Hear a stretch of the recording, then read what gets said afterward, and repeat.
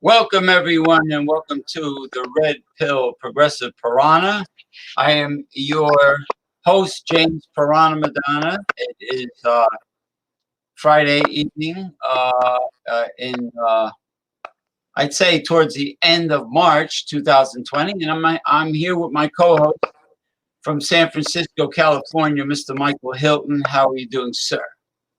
I'm all right, James. How are you doing? Good. Very well. I'm hanging in there. But we later on, after we do the Red Pill Alpha Male Talk, we usually get into boisterous beer banter, which involves craft beer reviewing. So, hey, pour us some beer. So let's start with something that I've heard from the top Red Pill coaches about the fact that many young women like older men. Oh, really? They do? Gee, let me think. Why do they like older men? Some might say, well, they're mature, they treat them much better, they treat them with respect. But then again, a lot of younger women will always say, well, our age difference is too far apart. You're too old for me. That's the most common remark from a younger female. You're too old for me. So maybe their reason for liking older men is to exploit them monetarily. Maybe because the older men, a lot of them are financially independent. They might be self-employed. They might be well established, and it could be insincere, negative reasons for saying that we like older men. I know last week we were talking about ghosting, and ghosting is like when a female gives you strong signals that she's interested, and you might chat for a bit, and then lo and behold, she vanishes. Why that is, it defies logic. No rhyme or reason. If everything is going well, then why should she ghost? Yeah. Just as a lot of people say, you didn't do anything. I didn't do anything. It really just baffles the mind. That's the pandemic in terms of the dating world today. Certainly, too many cases of that in that area. And certainly, I think older men do tend to get, because as an older guy, I go to college still. I do sense that it's a thing with younger people, with older people. They don't want to piss them off. They see them as a bastion of not hope, but they see them as a bastion of experience. So they see experience in progress, and people like experience. They like somebody who has seen things, who has taken incident of things. Somebody who's a novice at something. It's not that they're not attractive. It's just that they don't know quite yet. And especially if they rail against any system when they just don't know, it's really quite inauthentic, and it's really quite unappealing. So One topic was going to discuss on my end was, why do guys keep latching on to girls' pictures on their Facebook and social media pages? Why do they follow them around constantly and even say compliments a lot of the time on social media? And then you find out that the guy is maybe texting the girl in a very, very strange way. What is that about? The beta male orbiting, but on the social, when it comes to the social media aspect. Well, there are men who are mesmerized either through physical attraction or lust uh, with a young or female's profile, let's say on Tinder. There, especially younger females who have dating apps. Many of them are, how should I say, artificially enhanced. They have tons of makeup on. It doesn't matter if they're young or older. They have tons of makeup on. They have push-up bras. They have the stiletto high heel shoes. They have their hair done. They have the hoochie clothes. And maybe there's a little Photoshop here and there. Airbrushing, if they have a connection, somebody who really knows how to work Photoshop. So they're trying to sell themselves. And there are men who are infatuated with them. They are most likely the beta male orbiters that feel if they're real nice, chivalrous gentlemen, if they do that long enough, that by kissing a sufficient amount of gluteus maximus, of posterior, they will somehow get into their panties. Then you have to ask yourself, do you really want to be a beta male orbiter, a provider? Do you really want to be a sucker? Do you really want to work long hours, pay for everything? It's a good question for a man to ask himself. True. I for one, I don't like any pictures of females. I don't like their pictures. I don't like their stati. I don't even know if I even really message them in a way. Now, in the field, you certainly can in the field act like you're not going to leave her alone. Well, you can't, but you can try, and you may even get away with it because you're kind of putting yourself in the friend zone anyway. But the thing about social media is what you put out there, it's permanent. It's a permanent thing.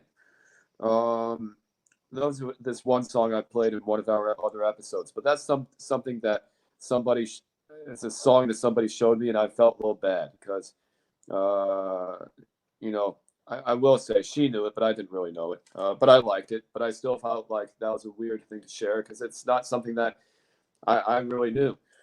And this is the thing: is when you put stuff out there, it's permanent. It's permanent. I'm trying to do live streams right now, especially with the coronavirus. It's very, very easy for us. I think especially with, alcohol. It's very easy to do something that you might not do when you're not inebriated. Maybe a lot of these guys, they do a lot of that, liking of female posts on social. I don't do any of that. And I still have to worry sometimes about how I treat females, especially when away from them. It's just when you're on social media, it's permanent. You're not necessarily with the person at the time, so it could come across as pursuant. And it could come across like if you keep seeing on somebody on her pictures over and over again, just Sam Smith likes, hey, you look beautiful. Hey, what are you doing this weekend? Just looks stupid. And if you act like that on social media, and you're not being very aware of how you post or reshare or just push around content, how's that going to make you look in person? How are you going to treat the lady in person? So yeah, as you said earlier, that's certainly true. But then there are also these guys going up, walking up on people, won't leave them alone. I'm guilty of it. But then they get too involved in a lady's personal life. James, your thoughts? Well, um,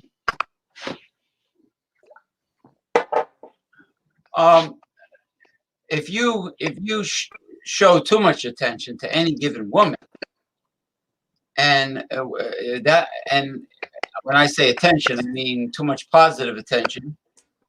If you pursue them like the beta orbiters do, Yes. you are over validating them, Yes. which causes their ego to explode.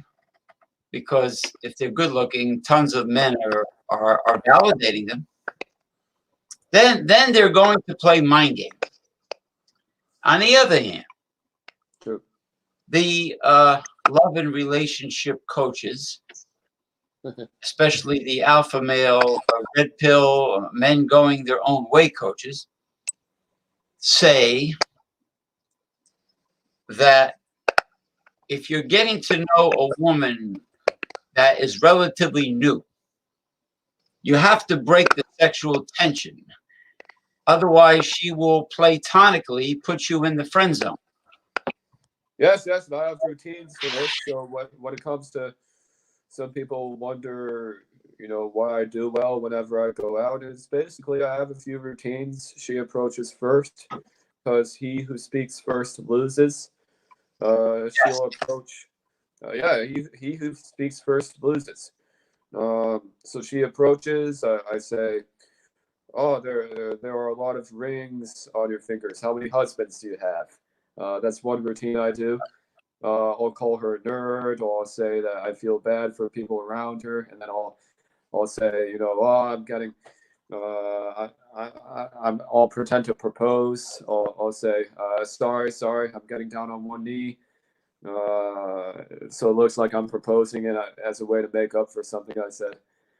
When I'm talking to women, honestly, a lot of the time, the first thing a guy may do is to lean in. You only really want to lean in, for example, if she has shown interest in some way. I will even lean away or look away. Give her some freaking space. Not pay attention, hang on to her every word or action. I'll say that, oh, you look very skinny. That's a good one. I'll even say, I don't know if we should even be doing this right now. Kind of patronizing her. Kind of disrespectful. But I'll do it to even test her compliance. And that's another thing is guys. On the one hand, they'll be very aggressive when it comes to liking or responding to anything a girl does on Facebook. I know a couple guys who don't really even do any of that stuff, and even if they do it, they're very calm about it. It's more sporadic. It's not so on all the time.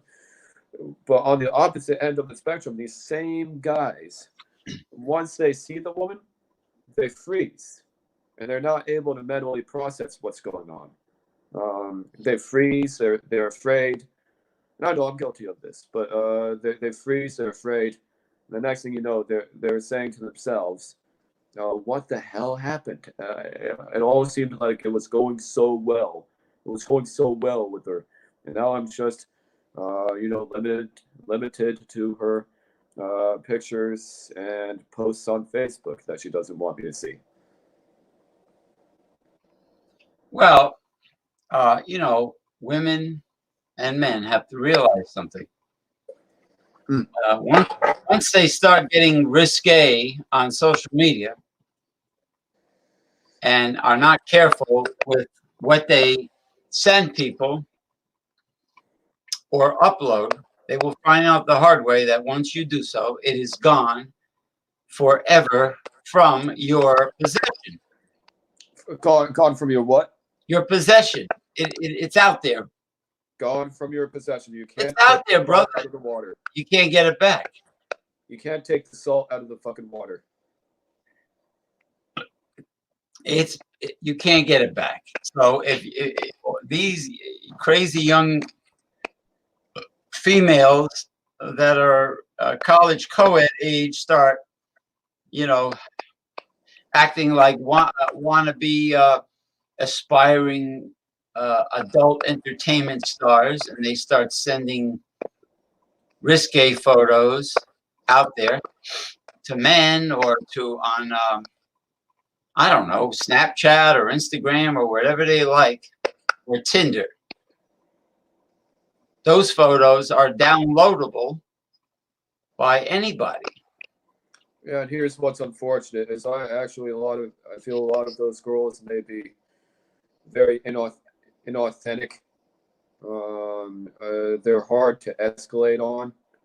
I lost a lot of good leads earlier last year because I thought, oh gee, everything's going well, but I tried to escalate and just not allowing it, even though kind of saw in her mind she kind of wanted it, at least to some extent, I guess.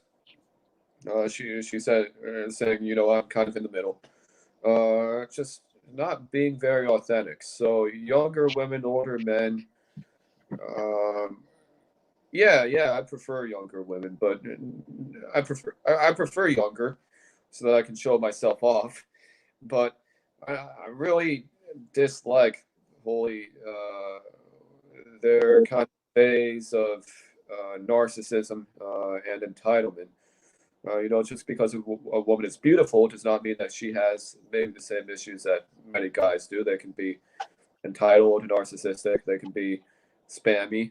So like with the IOI thing, wanting guys to buy them drinks, spamming men in the bar. A lot of them can be fucked up. A lot of them can be very fucked up, and they don't have the sarcastic but funny. That's what you're looking for, I think. Sarcastic but funny vibe. It's kind of like look at Emily Blunt in The Adjustment Bureau. That's a good movie. Emily Blunt plays a really good sarcastic but funny girl. Who's really quite dynamic and really quite a lovely lady.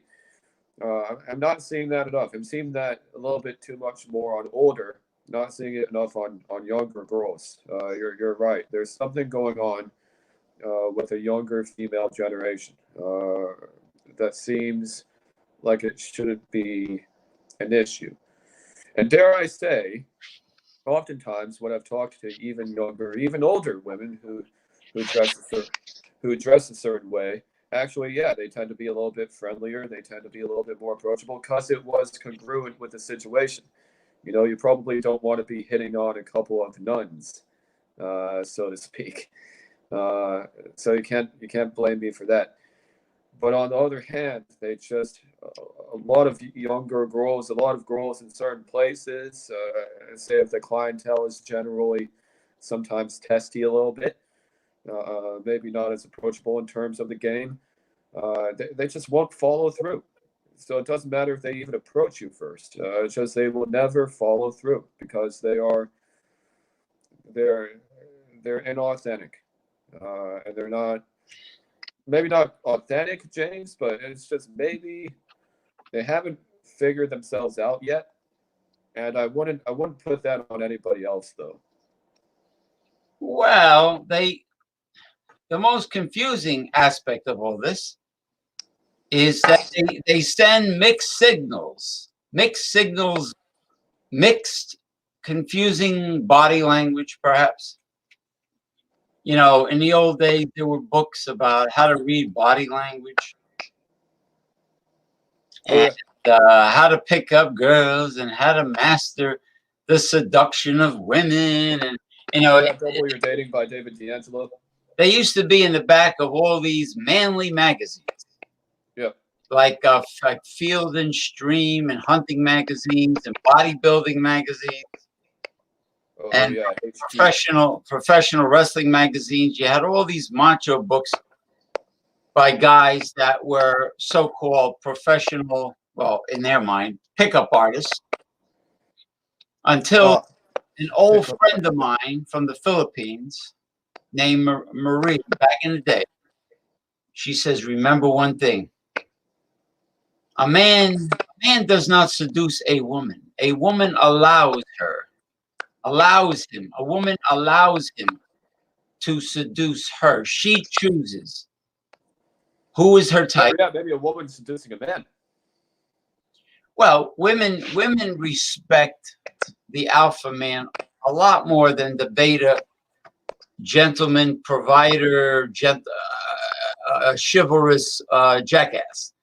Those are the ones that pay for everything. Yeah, right, exactly. Yeah, they pay for everything.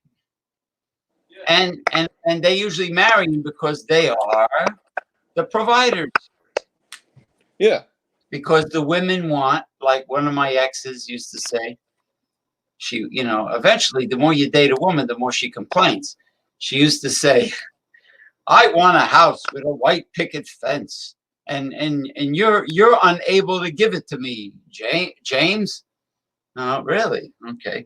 You know what I said? I says, your happiness is not my responsibility. If you're unhappy, go find a shrink. It's like you want a white picket fence, meaning you want that dream, situation that women read about in romance novels. When they find the so-called right one, and they want that cute little. Well, depends on the woman. If the woman is spoiled, rotten, and she wants a sugar daddy, she doesn't want a cute little cottage with a white picket fence. She wants mansion and constant publicity. She wants a mansion and constant secondary publicity, and she wants to thrive or die. And she wants to be like Joel Osteen's wife. She wants to be kept. I don't understand women like that, man. Maybe a lot of women who, have some failures. Maybe those failures, maybe that's because they just did not match expectations. Their expectations are different. I can't provide those expectations. I have a nice place, but I'm kind of poor. I kind of drink a lot. I kind of party a lot. I have some fucked up shit going on. I'm not one of those guys who kind of, that's where the sound comes. Pride. Yeah, that's where the sound comes. Excuse me, that's where the sound comes from. That thing not the popping. I just it's something I'm doing as a nervous habit. Oh, I'm sorry. Well, just tell me, because I don't know where it's coming from. Oh, right. Yeah, no. If it relaxes you, then so be it. Oh yeah. George Clooney in the movie Out of Sight, his character, he kind of does this with the he does it with his lighter. And he's not beta male orbiter. No, on the contrary. No, he's not. Nope. Clooney, the second he walks into a room, he visualizes everyone, pays attention to other people. He's just very good at actually caring about and giving a shit about somebody other than himself. The girl who cuts my hair at Supercut says, "Oh, George Clooney, he's engaged to be married. He's not going to be a player anymore." How does she know? Look, these people are Hollywood celebrities. Their relationships don't last that long. No, they don't. That's the thing, they don't. I don't know if George Clooney and the girlfriend. I got to research who the girlfriend is. 1 second. Well, I assume she's very attractive because she got George Clooney to settle down, right? But then again, I could be wrong. You're terrible, James. You're terrible. Jennifer Lopez. She mocked George Clooney for having a potbelly pig for a pet. She mocked him on a talk show. So I guess George Clooney wasn't exactly her type, Oh man, well that I think was Out of Sight, and also the movie Gravity. I think that they have started a lot of shit together over the years. Yep, Clooney and J-Lo. They're kind of the couple that never gets together in real life. Would have been interesting to see a couple of Clooney and J-Lo. That would have definitely been interesting. Amal Clooney. Ben Affleck, like the Affleck commercial. Ben Affleck was not ghetto. He was very hoity-toity Caucasian guy from Massachusetts, and his mother did not like J-Lo, but J-Lo is manipulative. Manipulative? How come?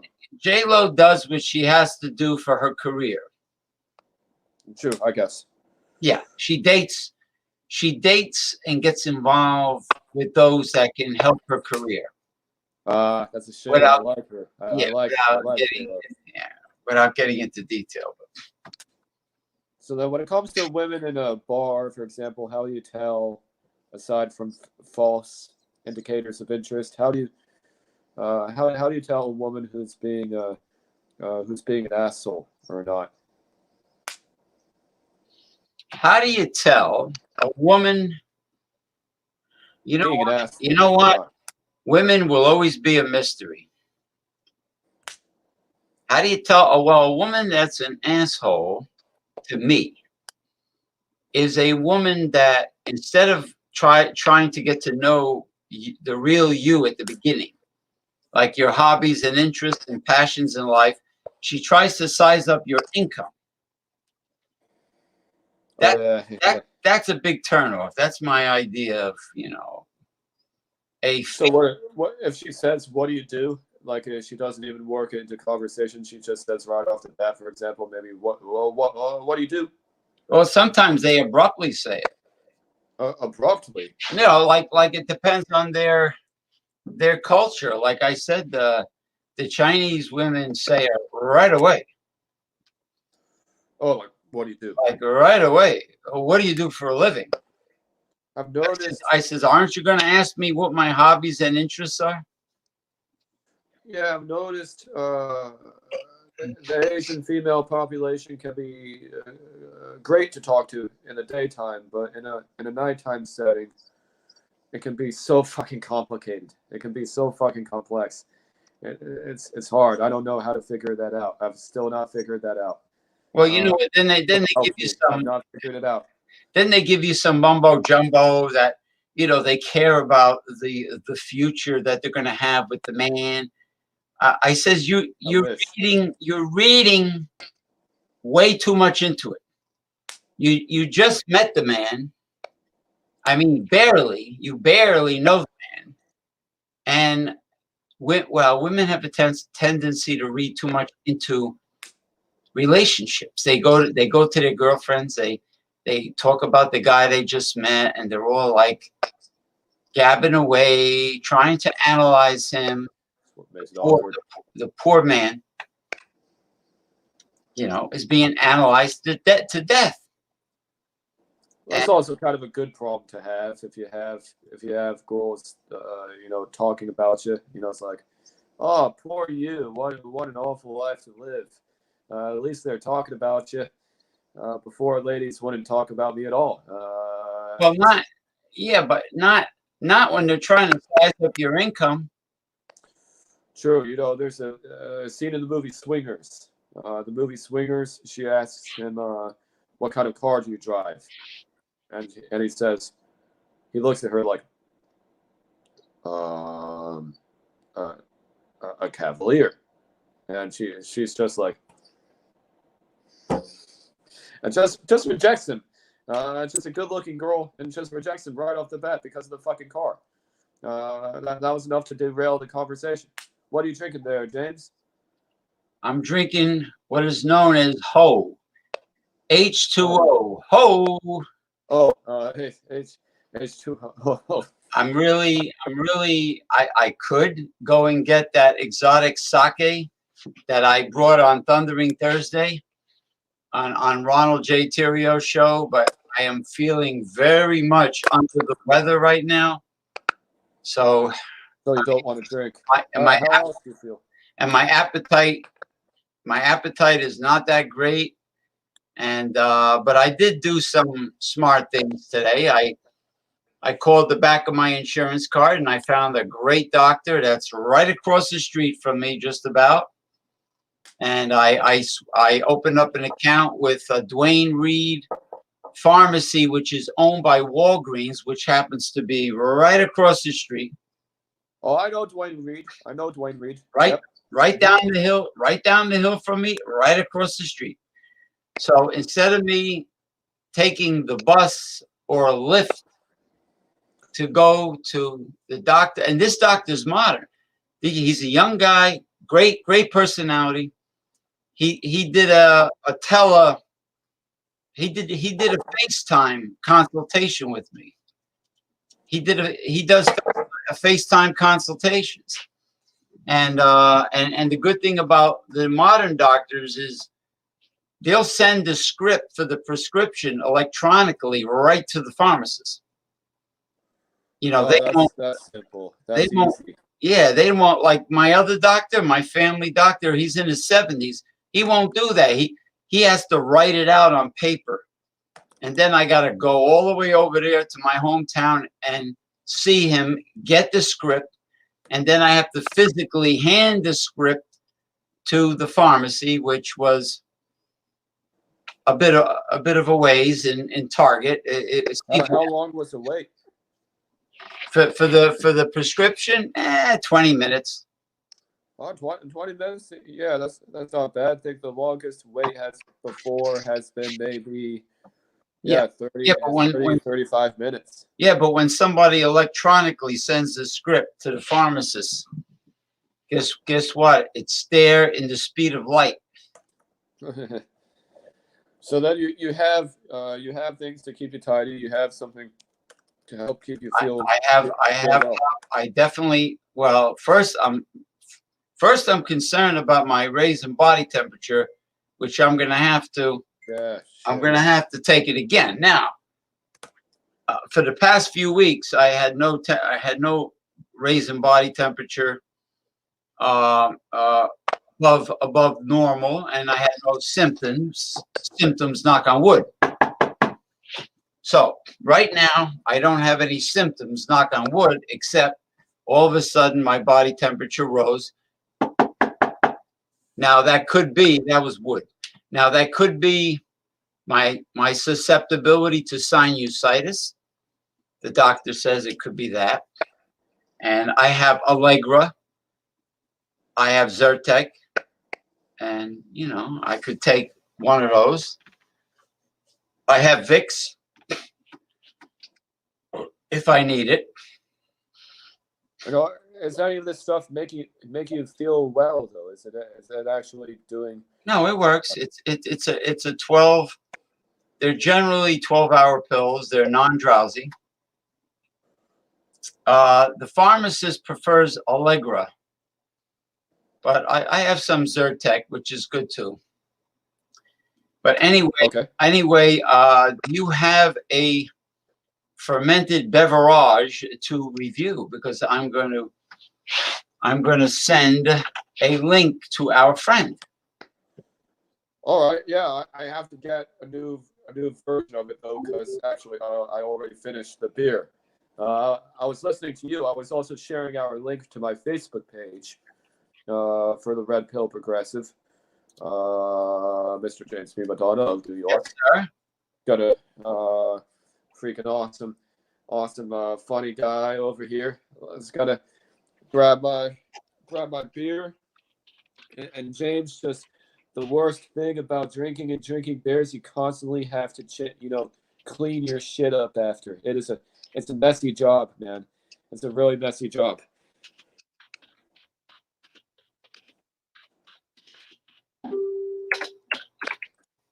$8.52. So yeah, I will hold off on strong beer until later on. Because starting too soon with the strong beer ain't good. Oh, this beer had been on the shelf for a while. It kind of exploded. Oh my goodness. Oh, yeah, and also the head is a little bit obnoxious and excessive. I don't want this lady to choke. No, just kidding. Just kidding. Oh man. It's rising, but the carbonation is just overwhelming. It's overwhelming carbonation.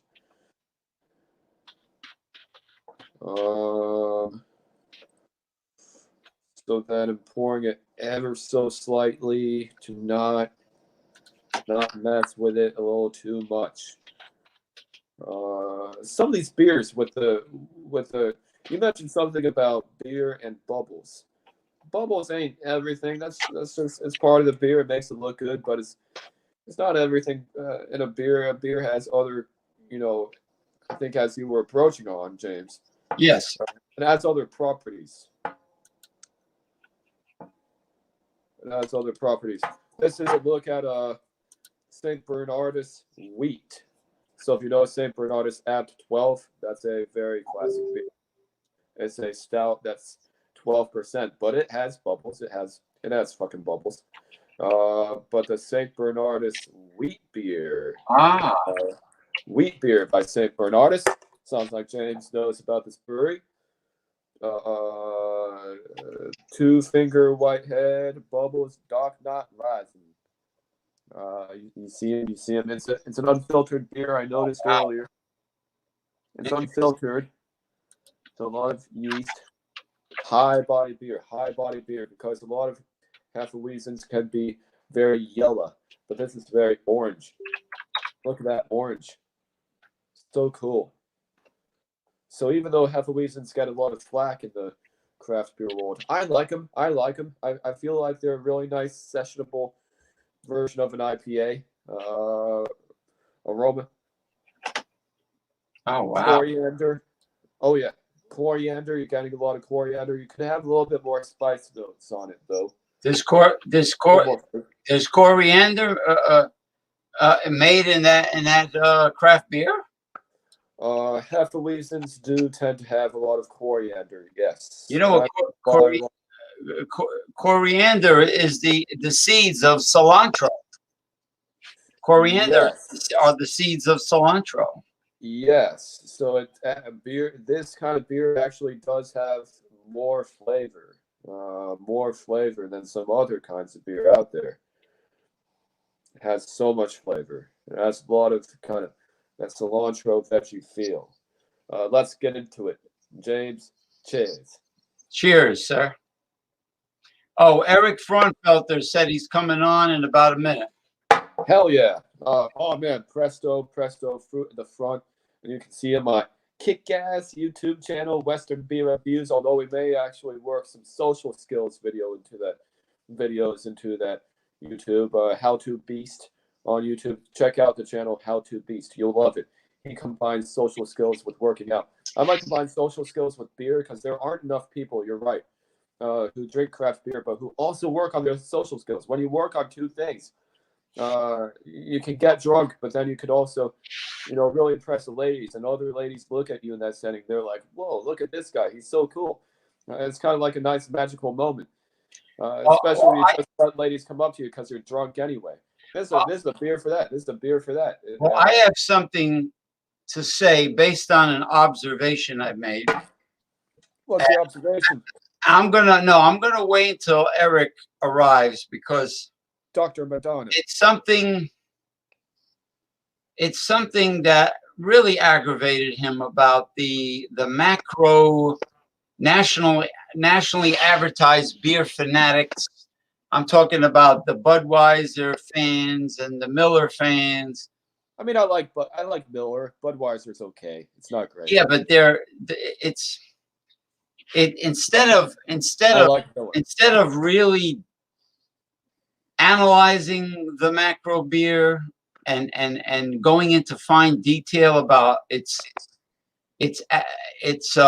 attributes, they pretty much just try to defend the fact that, oh, Budweiser has been around for a long time, and it's the king of beers. Oh, gee, why? Because they say so. And it's listen, and it's Beechwood aged. It's Beechwood aged. And then they go, like, they spend most of their time defending the company than they do actually breaking down and analyzing the virtues and the attributes of the macro beer. Whether don't do that, man. Don't be a phony. Don't be a phony with the beer. But wait, I'm going to mention something that I know that I like about craft beer enthusiasts. Soon as he comes on, but he's very intelligent young man. Hell yeah, he is. Yeah, he's very intelligent.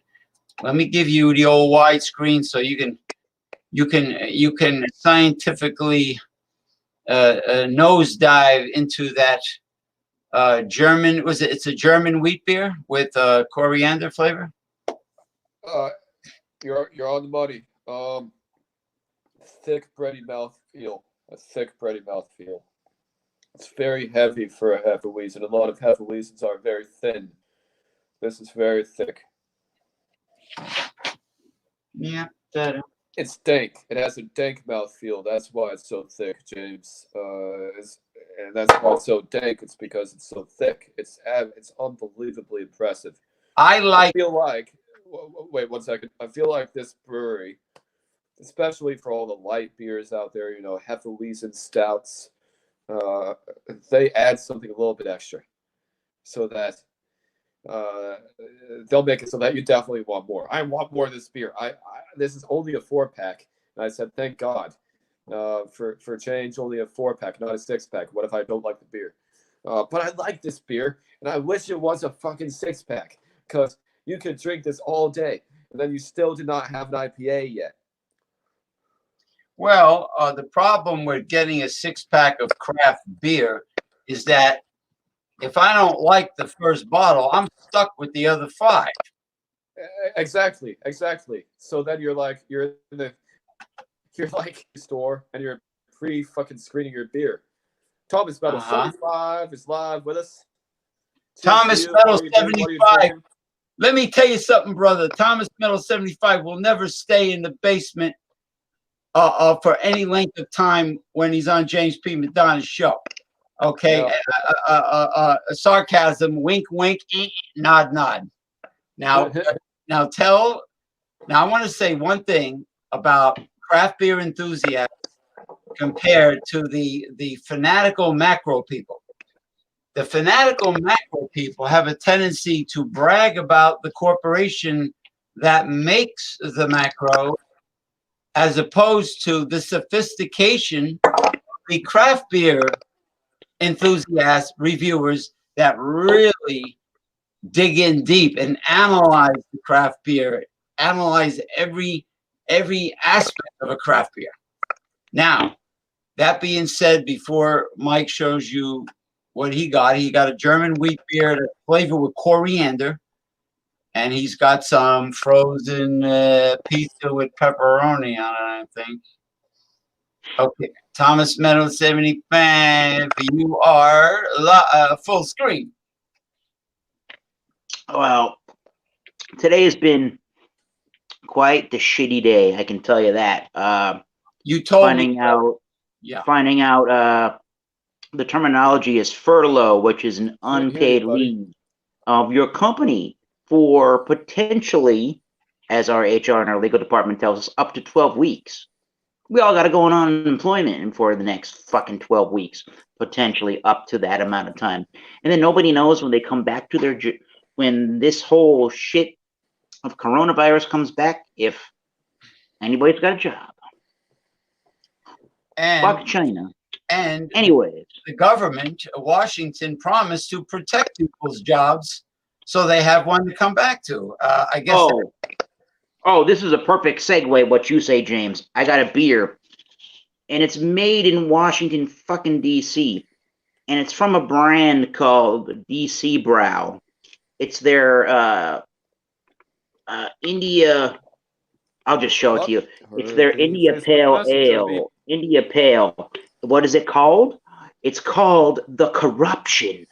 What a perfect craft beer to be showing on this Red Pill Progressive Piranha show concerning all the asinine things that were said out of Washington recently. This is perfect.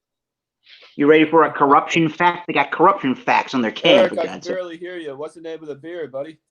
You can barely hear me. The Corruption from DC Brow in Washington, D.C. Oh, right, DC Brow. 6.5%. Yeah, not unibrow, but DC Brow. They got corruption facts. So look at that. In 1894, in the United States, Speaker of the House Henry Clay forged a coalition that secured the White House for John Quincy Adams. He returned Adams named Clay as the Secretary of State, which has been in what became known as the corruption bargain. I've been drinking on this beer for a little bit. Let me try to agitate this head a little bit. Here's what you get. It is orangey copper kind of colored with a bright white head. Would get from a pale ale or I guess like a West Coast style IPA. And that's exactly what you're smelling. It smells like a Michael Hilton's land of beer. Definitely very tiny, very orangey, citrusy forward, caramel toffee, and toasty white bready. Yeah, resiny hopped, oily.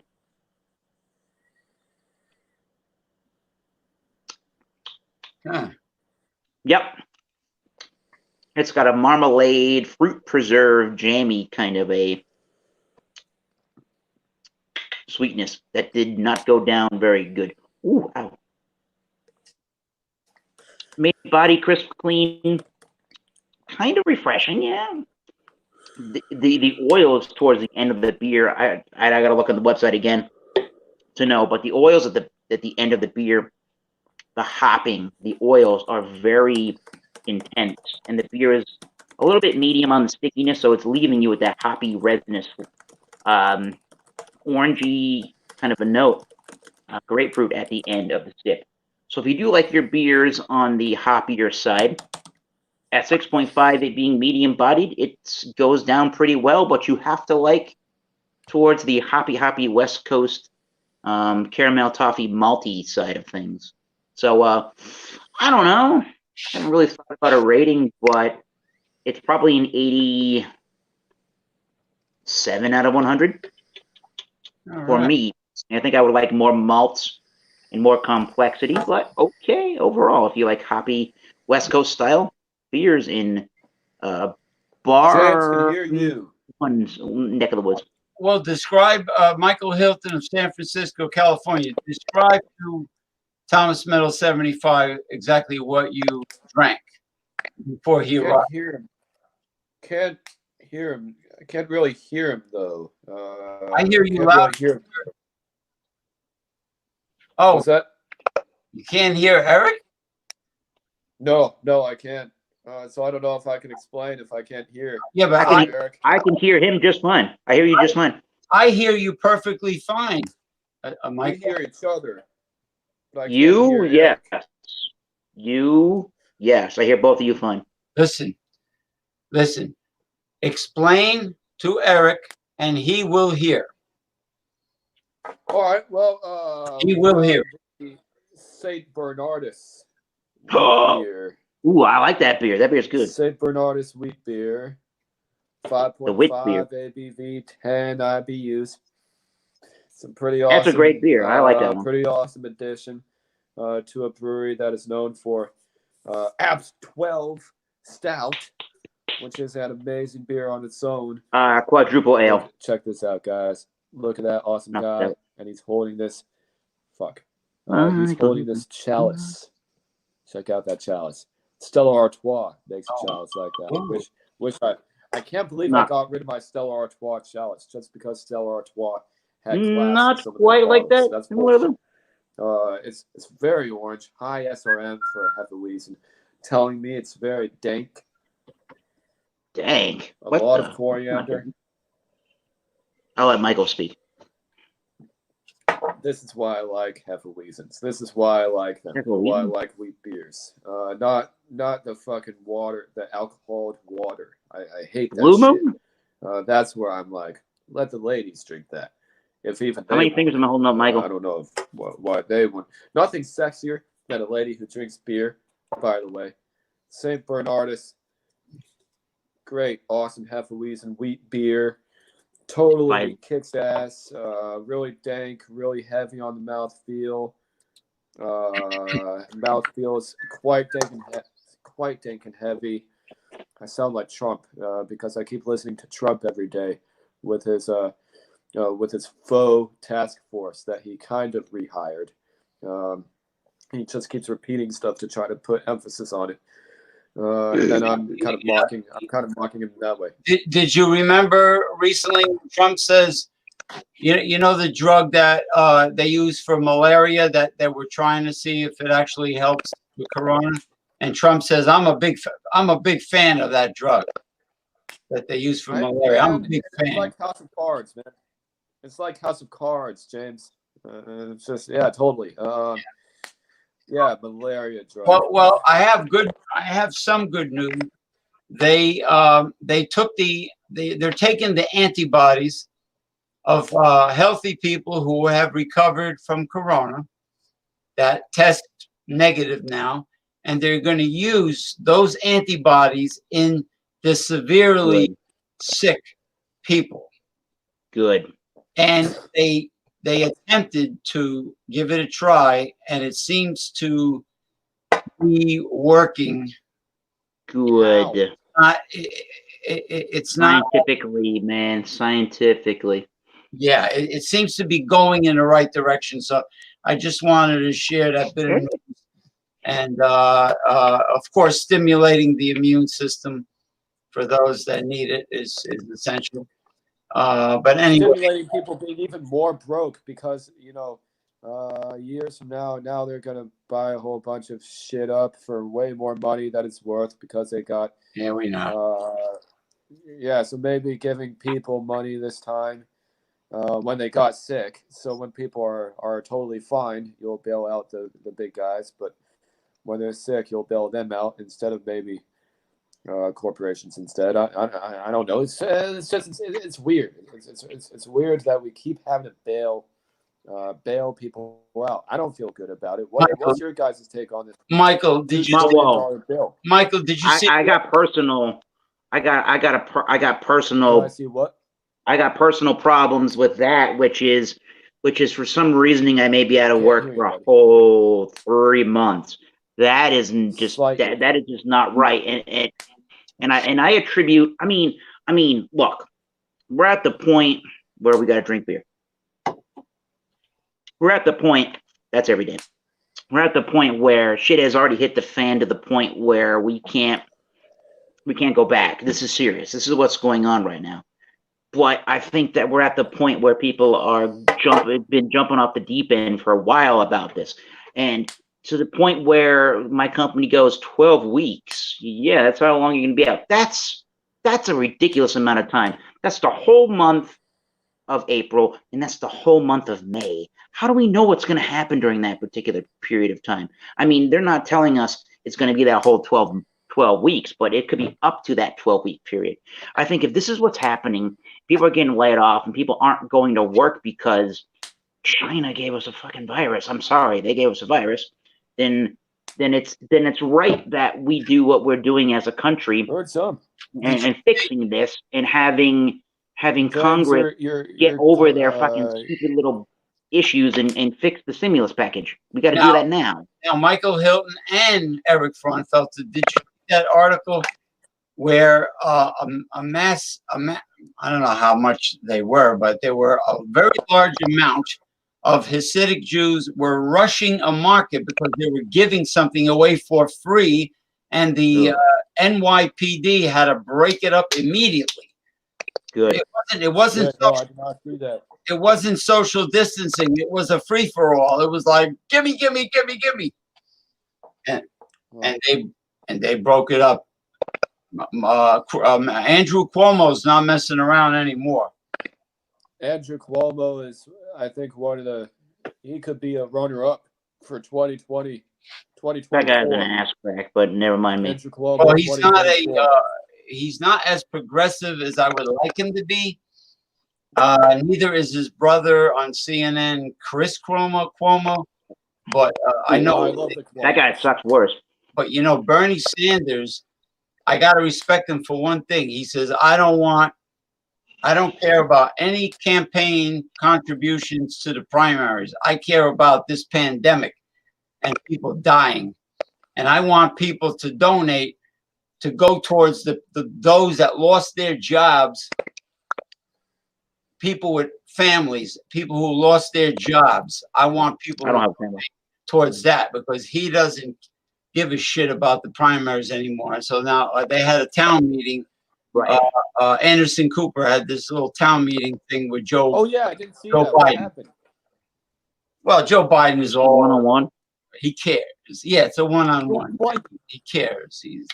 He has empathy now. I hope so. I mean, we're too far gone just to think otherwise. I'm worried that he might. I want him to. Can you hear me, Michael? Michael. You got to take a sledgehammer to your iPad because check your microphone volume and your speaker volume. It must be cranked to the maximum. Yeah, I know. I think I increased it a little bit. No little bit. Crank it. If Michael can hear us, what is the capital of America? You don't get this. America City. So Apple adds all these fucking functions to the phone, but then they forget to add, they forget to add amplifier to the phone. If Michael Hilton can hear us, what is the name of my channel? Sorry, Eric. Michael Hilton. If I can sacrifice, what is the name of? He kind of heard me. All right, that's a plus. Yeah. You know how many times my iPhone froze today, and I had to reboot it. I use Samsung products. I'm on a Samsung tablet A, people. My sister says no more Apple products for her. Again, she's got a Samsung product, and that's where she is going to remain. And I'm with that girl. Tough. She sounds tough. I really do like Apple products. I really do. Well, mistakes. She's fucking out of there. It's very glitchy. I like the Apple computers. Yeah, hold on. I'm gonna rejoin this. I'm sacrificing my secondary status, and I'm gonna secondary status. That's a married. What about your pizza pie? We didn't even hear about your pizza. What was I going to say? Oh, the Apple thing. I do like Apple computers. I really do like Apple computers. However, they're highly overpriced for the quality that you get. And most of the time, they don't even let you go inside of the computer and do any upgrades. And if you do, you're going to avoid some kind of warranty trying to open up your computer. Like, what the? I want to add some more RAM. I want to add some more memory. Nope. The person at Apple's got to do that. Like, what? Yeah, that's why I bought a Dell, unfortunately. And that's where you get the old shillelagh where the sun don't shine. I guess that's why I went back to Windows computers, and I've never really been a fan of any other product of Apple but the computers. So I've never had an iPhone or wanted an iPad. I got a Galaxy S7. It's still, and I have this Galaxy Samsung tablet. Hey, it works good. Hello, Michael. Say hello. Yeah, I can hear you, Eric. I've always heard you. Yes. I heard you. I hear you. You hear us? Well, how many fingers is this? You're holding up one plus your middle finger. Whatever. The guy is hearing us finally. Yeah. That's pretty. That smart. works better. Crazy Yeah, Apple. Tricks are for kids. Cuckoo. Well, it's better than being cuckoo for Cocoa Puffs, like some people that do live shows. Oh, guess what? Wink, wink. I don't want to call out Louisiana beer reviews, but I'm going to for a quick second. I was just on Rajay Beer Reviews channel. Rajay Beer Ventures. Great channel. Great guy from the Kentucky border of Cincinnati, Ohio. I mentioned while he was streaming, because he's reading all these comments, and I said, Jay Terrio doesn't like reading comments, and somebody chimed in on it and said, well, he said something along the lines of he should if he values his viewers, and I'm like, damn. Well, the problem with not reading comments is that then the show becomes all about you, and you might as well do a monologue by yourself. Yeah. Like, if you're gonna do like a show where you're telling jokes and you're laughing at your own jokes, like Martin Yan used to do, Yan Can Cook. If you're gonna be like that, then you might as well go solo. But if you're gonna have a participation show, there are going to be, of course, if they're trolls saying stupid or disruptive things, you're not going to. Eric, but Eric, you got to settle it down. You got to time them out. What? Really? You got to settle. They're not harming anybody. They're trying to be stupid. You just laugh at it and move on. Oh, come on! You can't structure a beer review, dude. You can't structure a beer review. I mean, you're drinking, so. I mean, if you drink, you're gonna do something that maybe somebody else finds stupid or dumb or whatever. It's just a fact of life. Well, he shows them. He like to shows get fucked up, man. The comments. He shows them because there's so many comments coming in. That's what he told me. There's so many comments coming in that he couldn't possibly. And the reason why he doesn't read them all is because he has to be off in an hour. Right. Yeah. No exceptions. He's got laundry to fold and so many sporting events currently to watch. Ooh. Yeah, he's got music. He's got music. I like Ronald. He said something though about how he feels that part of this is a conspiracy part of this is a conspiracy, and it makes me mad when people say that, oh, COVID-19, it's a conspiracy, Mike. Don't take it so seriously. And Mike. how come I don't have a job for the next 12 weeks? How come a young male nurse, who had asthma, just recently died in a New York hospital from COVID-19? Explain that, Jay. If it's a hoax. Because God says it's his time? I doubt that. No, there are. And Italy and Spain and Iran. Even if you don't like Iran, fine. But Iran, they got a stockpile of bodies they put together so large that you can see it from fucking outer space. Oh yeah. They started putting that's true too. They started putting bodies in this field, I guess. They did it to prove a point, but their point's very well made. Yeah. Yeah, fuck. It's real, and whether you want to call it the wrath of God upon mankind, you can call it anything you want, but it's real, and Americans and Europeans have to follow what the Asian people are doing, and they have to follow instructions, and really they have to social distancing all the way. You've seen everybody's got bubbles in their system from beer. Woo! Everybody's seen what's happening in that part of the world. Their numbers are what's the word? Plummeting. That's the word. Their numbers of these cases and these deaths. I can't say that they obviously didn't have any. Yeah. And it couldn't still happen. That's not what I'm saying to you people, to the 0 to 1 to 2 to 3 to 4 people watching live. I'm just saying that their numbers are plummeting faster than the United States. We have topped Italy and China in the United States of America for our COVID-19 outbreak. This is it took me losing this. It took me having my company tell me no one's coming into work for the next 2 weeks, and it took me it took my company from telling us that we're going to be laid off for 12 weeks for me to get it straight. This is fucked up, people. Take it seriously right now. Right the fuck now if you haven't. Let me just say that sucks, man. Let me just say it is not just 2 weeks. I'm gonna have to live on cheap ass fucking brew. Yeah, that's the least of my worries. I got enough money to pay for my car insurance or my car loan, but good thing I don't live somewhere on my own right now. Fuck that happening. Oh, yeah, I'm fortunate for that event in my own. This is not just 2 weeks, fellas. A lot of y'all do not take social distancing seriously. A lot of you You're guys a fucking do not idiot take if you social don't. Distancing seriously. What are you doing, Michael? What are you doing, James? We're social distancing right now. We're doing it right. When I go out to get supplies and food, I am more than 6 feet away from people. And you know what I wear? I'm going to show you what I wear because I can't find the real medical mask. But that's only if you have an infection. And you know what? They're recommending these. I'm wearing. Right. Eric is right. We are right now. We are social distancing using technology. Yeah, you can't get sick from that on here. I do. I look like a Wild West train robber. That's what the girls tell me when I go out shopping.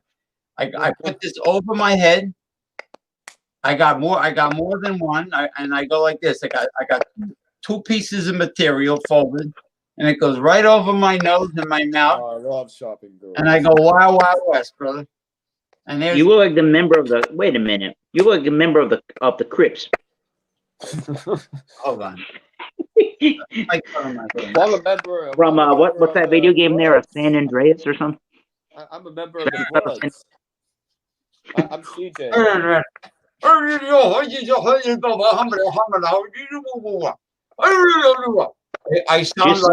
I sound like I'm one of the extremists.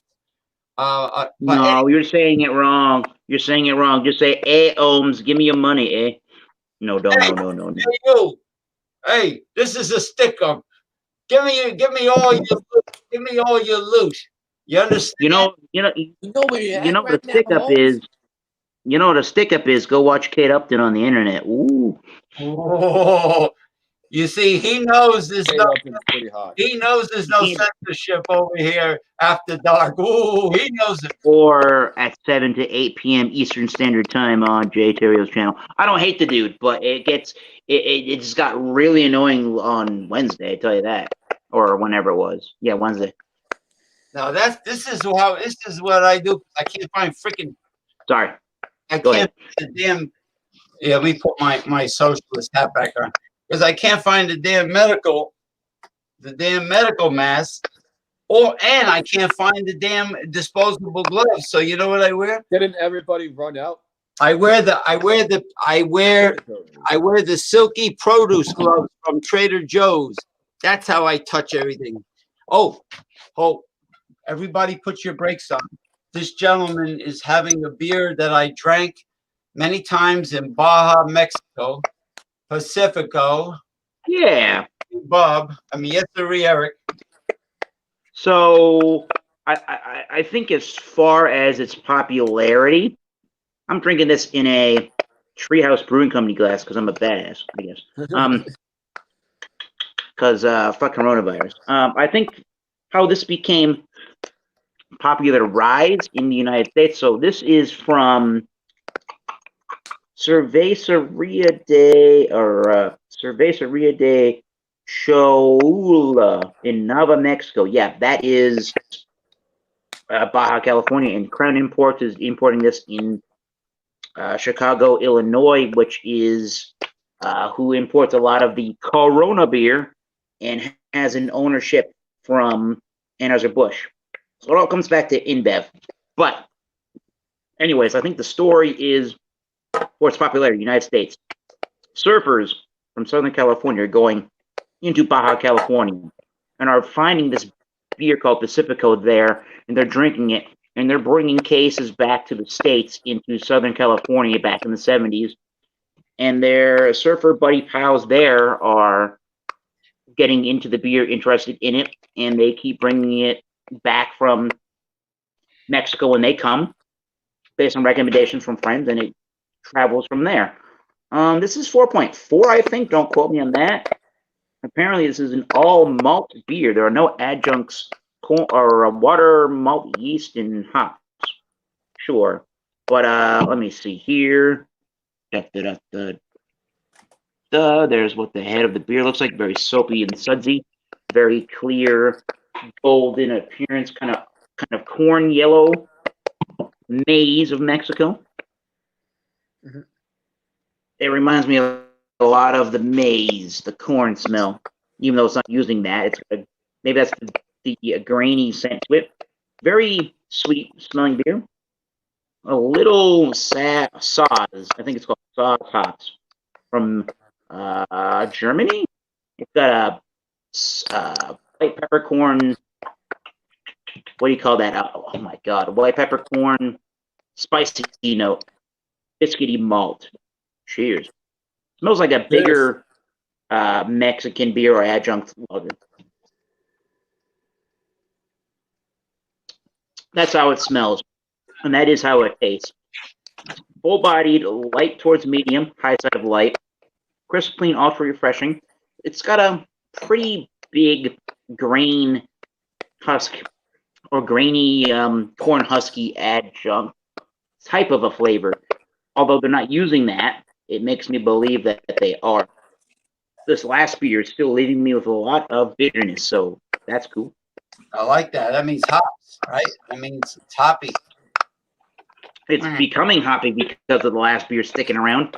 Very lemongrassy, and some toasty kind of white bready malts. So pretty good, pretty good. Big beer for its style. I forget what I rated this beer in the past. I'm just going to say 75 out of 100. Easy drinkable. When I bought the beer, I bought it because 15 cans James Piranha was, they were charging $9.99 for a 15-pack. I could not say no when I saw it. Oh. Well, you know, I'm a sucker for a great bargain, especially quality at a low price. But, all right. It's not bad. You know, there are so many craft breweries out there today that you can find a decent bang for the buck. I'm sure people can. In every state of the union, there are craft brewers. So I don't think there should be a problem. And there's no reason. Oh, looky what Michael Hilton has there, the rascal. Love your reaction. There's Michael. no excuse. Oh, look at the beer. There's no excuse to be going with the Clydesdales and say Beechwood Age.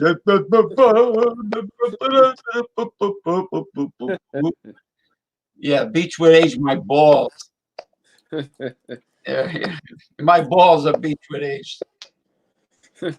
You know what? Wait a minute, beach ball age? Beach. You don't have to full screen me. I beach just gotta get it, beach dude. blanket bingo. Remember that? There was an old movie. No, beach ball, but now you got Beechwood Age. I don't care what you say about the king of beers. You know what it is? It's for peasants. It's for people that are not connoisseurs on fine beer, like this guy here, Eric Frauenfelder. You know, the funny, as Michael Hilton pours the beer, it is going to surge, meaning the carbonation on a nitrogen-enriched beer is going to surge from the bottom, and it will go from a brown to that black color, and then it will create the head as we go along. But the whole Beechwood aging thing, while the surging happens, the whole Beechwood aging thing is kind of strange to me. I went to their brewery, the Anheuser-Busch one, here in New England, in Merrimack, New Hampshire, and all they talked about is that they use the Beechwood because it imparts a neutral flavor to the beer. So what's even the point of brewing a beer and then aging it on neutral flavored stuff? What does it do? No one told us that at the brewery tour. I went to a craft brewery that was doing that at one point too. I was very, very alarmed. I think it'd be Birchwood. Alarmed, yeah. Birch Nope. beer. You mean like sauce sarsaparilla, like they used to give you in the Wild West, sauce sarsaparilla? No, that's something different. I'm sorry. Wee-hee. Sauce sarsaparilla. All right. Pouring the rest, and now pouring the rest. Every time I mention about Jay coming out with his own distillery or brewery, he goes, "Oh, I don't want to know. I don't want to do anything. I just want to be a humble little guy over here." All right. That's He okay. goes, Come on, James. he goes, oh, that's too inappropriate, whatever you're saying, James Piranha. James Piranha-Do, you're inappropriate. I like I approve of that name. I never thought of it, but that makes sense. You know why? You know what the history is of I Piranha? don't have to know. It makes sense. No. There's a history. I'll put a short one. When I was working with pro wrestling, All right, let that be your surge. We'll get back to you. when I was working with pro wrestling, and I was the Wizard Ozzy Bucco, at the world champion at the time, Andrew Anderson, Arn Anderson's nephew, his daughter Olivia named me Piranha Madonna, so it stuck. Because of the way, the play on words, the way it sounded, Piranha Madonna. So it stuck. So if you want to Michael call Hilton, fucking cheers. Cheers, everybody. You want to call up my old Cheers to you. ego? Oh no! Don't put me on full screen. I'm just drinking. Oh, I thought you liked full screen. All right, I'll put Eric on full screen. No, sometimes. We already talked about my beer. Not now. I'm just drinking a Guinness. Oh, What's your what is the general assessment Michael Hilton would give on Guinness? Just give us your overview, rating, and opinion. Just your opinion. Maybe not a regular rating, but where are you as a beer drinker, and where does Guinness fall in that category? Yeah, you're racking 150 out of 100. I like Guinness. I can't complain from me. That's the first beer I ever really. That's one of the first beers I ever fell in love with when I turned 21. What made you like Guinness? It was so goddamn easy to drink, and it was like chocolate and milky, but it kind of was coffee. But it wasn't really those things all at the same time, but it was really, really highly just drinkable, and it was quaffable, if that's a word, yeah. And it reminded me, it made me think that, oh, beer can like taste like things I like. I already know that I like. Holy crap! Whoa! Word, quaffable. And not only that, but not only that, but could beer drink? Yeah, in different ways that I never knew it probably could. Yeah, this is different. You're right on that. A lady joined me on. If you want to put me on full screen, this is important. A lady. Hold on.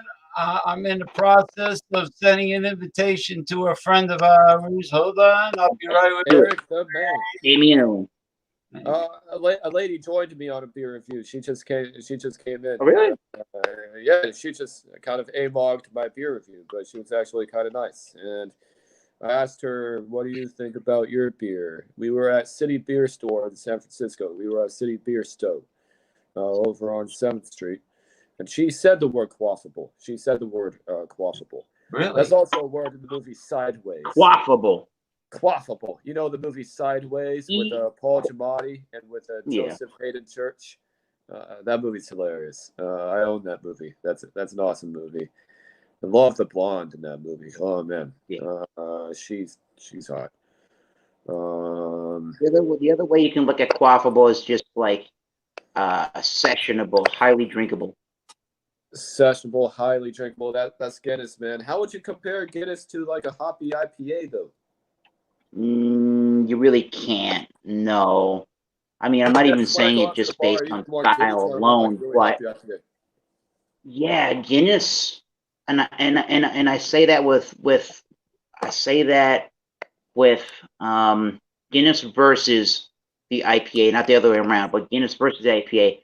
I don't say it in a condescending fashion towards the IPA, but it's just a little bit thinner and more watery, and it's easier to consume that beer.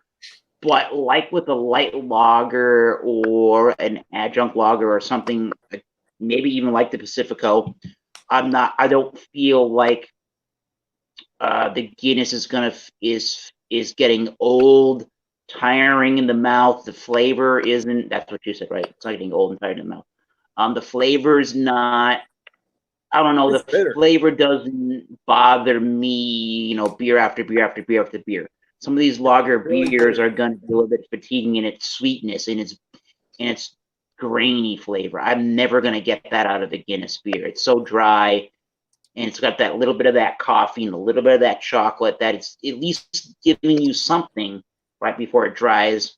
And again, the wateriness to it is not negative. It's perfect for that kind of a Irish stout. Perfect OG. I don't know. Yeah. Drink that thing with a burger. Drink that thing with some prime rib and a steak and tell me I'm wrong. You It's can't. fucking awesome, man. A hoppy beer, some hoppy beers, they're actually not that hoppy. This is pretty hoppy because it's pretty bitter. Yeah, I'm going to stir your beer. Cheers. Guinness is really bitter. It's really fucking bitter. Oh, it is. Yeah. Yeah. James, It's definitely more bitter than Murphy's. You like Guinness? Yeah. You like Guinness, James? Damien. There he is, Mr. Damien the Wolf Owens is with us from Tennessee. Damien the Wolf Owens. Now, you know what I like? What kind of stouts I like? I like the Samuel Smith stouts and porters. The Imperial Stout or the Oatmeal Stout? I think I tried all of them. Eric's got some Pacifico now. He had the corruption. Damien would appreciate your other beer. Show it to him. DC Brow. The Corruption. Pale Ale, India Pale Ale from DC Brow in Washington, D.C. Yes, it was perfect with our topic about coronavirus and me getting unpaid leave for 12 weeks potentially. Oh, boy. But you get a bunch of deflated free money from muted, Damien. I know, I'm just listening to you all talk, so I got it muted. Okay. Hey, but Eric, you get a bunch of deflated money from this, indebted government. So at least that. Indebted. Yes, because the rich people, the oligarch has been on a tax vacation for decades. Yeah, if they paid up, we wouldn't Perfect be in a situation where we're giving off deflated money. We're giving away. Perfect part of this. Perfect part of this is already filed my taxes in the state of Massachusetts, and the United States of America government already gave me my tax refund money. I just got to go to the bank probably tomorrow and cash in those checks. Oh, I'm not cash. Oh, fuck that. Time out. I ain't cashing shit. That's going right into my bank account. There we go. It's like $1,200. Eric, he might not have a job to go back to after he got. I hope so. Who knows, right? Yeah. Who knows? I don't know that. Yeah, $1,000. Yeah, what you can do with $1,000? If I had $1 million, if I had $1 million, I'd tell the government of China to fucking suck my nut. Don't tell anybody. No. The Powerball. Don't tell anybody, not even relatives. China. Yeah. Here we were being very xenophobic toward China, but I feel like China can be very xenophobic toward us. Now. Just like Massachusetts, if I had $1 million, I would not move to San Francisco. Way too fucking expensive. New England and San Francisco, way too expensive. I like Northern California. We have too many damn issues. When I went over to your area of the country 2 years ago, Santa Rosa, California was beautiful area. Healdsburg, wine country. That was nice. Yeah, could you imagine counting out $2,500 a month rent for some landlord? Can you imagine that? Welcome to Massachusetts, James P. Madonna. Your rents are pretty up there too? We're like maybe 13, 14 going, depending on what you buy. Holy shit. You might as well just mortgage a townhouse or something. Fucking right. Yup. That is exactly what I plan to do sooner than later. Yup. Ipswich. I've been to a town called Ipswich where they had the famous Ipswich clams, the quahogs. Sounds about right. That's like where they used to brew the Clown Shoes Brewing Company beer. Wait a minute. Well, yeah, That's a good clams, Wait yeah. a minute. It's called Clown Shoes Brewing Company. I'm fascinated with this. I like the What? I like the They're not a new. You got to look them up on the internet. That is not new beer. No. I think they got bought out by conglomerate. I think they got bought out by the people that own Harpoon Brewing Company, maybe. Oh, so they were out of Ipswich, Mass. Yeah, they never actually owned their own brewing company when they started and when they were successful. They always did a contract brewing out of Mercury Brewing Company in Ipswich. However, I don't know. I don't know anybody that knows anything about Mercury Brewing Company other than they brewed Clown Shoes beer. So for all I knew, most people knew in my area of the country, Mercury Brewing Company was only known for Clown Shoes beer. It's pretty cool. A little weird story, but at some point they got bought out by the people that own Harpoon Brewing Company, which is an employee-owned company apparently. Which Harpoon is very famous. I like Clown Shoes. I gotta look it up. I think they have a great label. Yeah, they're very comical stuff. They try to keep the smiles. Yeah, some of the beer's good. Some of the beer's kind of awful. The singer of my band, Oxblood Forge, his brother does some distribution for Clown Shoes. So a couple of times I was able to get some of their beers to try, and some of it's good. Again, some of it's kind of off the beaten path, but it's generally pretty good, like a B to B plus beer. Now, we could go back on a second. What? We could go back on a second on the whole topic of. I hear you're on Clown Shoes. That's a good brewery. But Dogfish is out of Maine, right? Not Maine, Delaware, right? Dogfish. Dogfish. Yeah. Is out of Delaware. Okay, Delaware. Can you guys hear me? Yeah. Okay? Yeah. The guy that founded Dogfish. The guy that founded Dogfish, that Sam Calagione guy, and Jim Koch or Cook, Sam Adams, they joined forces last year in like a $300+ million venture. So now they're both a part of the Boston Beer Company, and that guy, Dogfish head, Sam Calagione, he is the chairman of the board for Boston Beer Company. I don't make that up. $300+ million. You still, Michael Hilton, consider either company, especially Dogfish Head, with that kind of money flowing around, you consider Dogfish Head craft beer? I would still consider them craft beer. I would consider craft beer because craft beer to me, do you still have that drive, that passion, that ire? If you still have it, then hell yeah. Mm-hmm.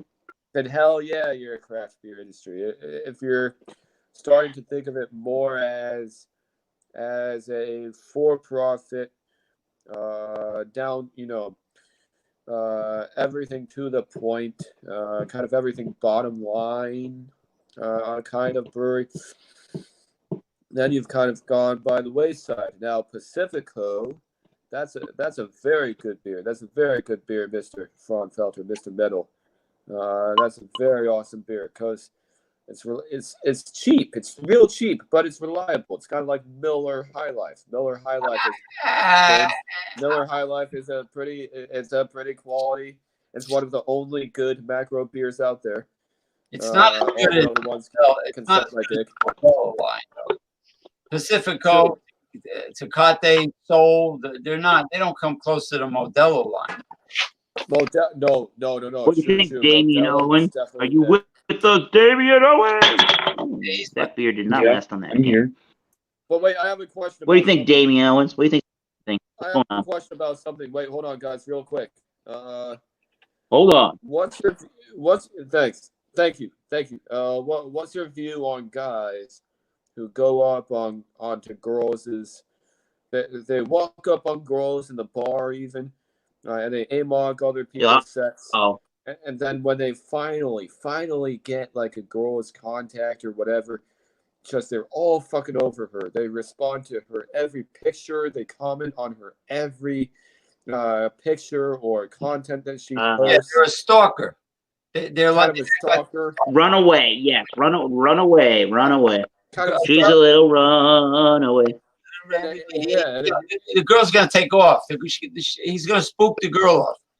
Yeah, exactly. What do the Canadians say? In their right mind that this is the right approach. I mean, I rarely. You say French Canadians say they're James P. Madonna from I rarely say anything to them online. You know what? The Canadians from Bob and Doug McKenzie. They say, "Take off, you hoser, eh?" You never said, wait a minute. Have you ever heard that movie Strange Brew? Wait a minute. Come on. Strange Brew. Take off your hoser.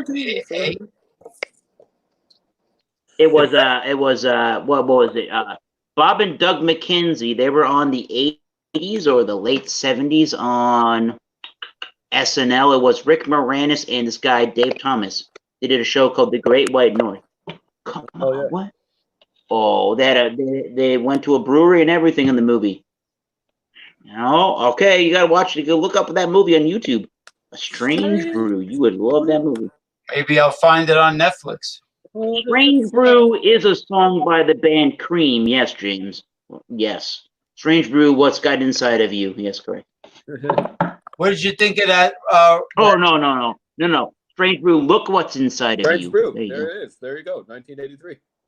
What did you think? That's one of the best. What did you think? What do you think, Jay? Oh, wait a minute. Who are we at? Damian Owens. He loves the band Cream. Is that right? You like Cream? Yeah, they're pretty good. I got nothing against them. Now, what did you think of that, whoa. little song that Damien gave me to post? The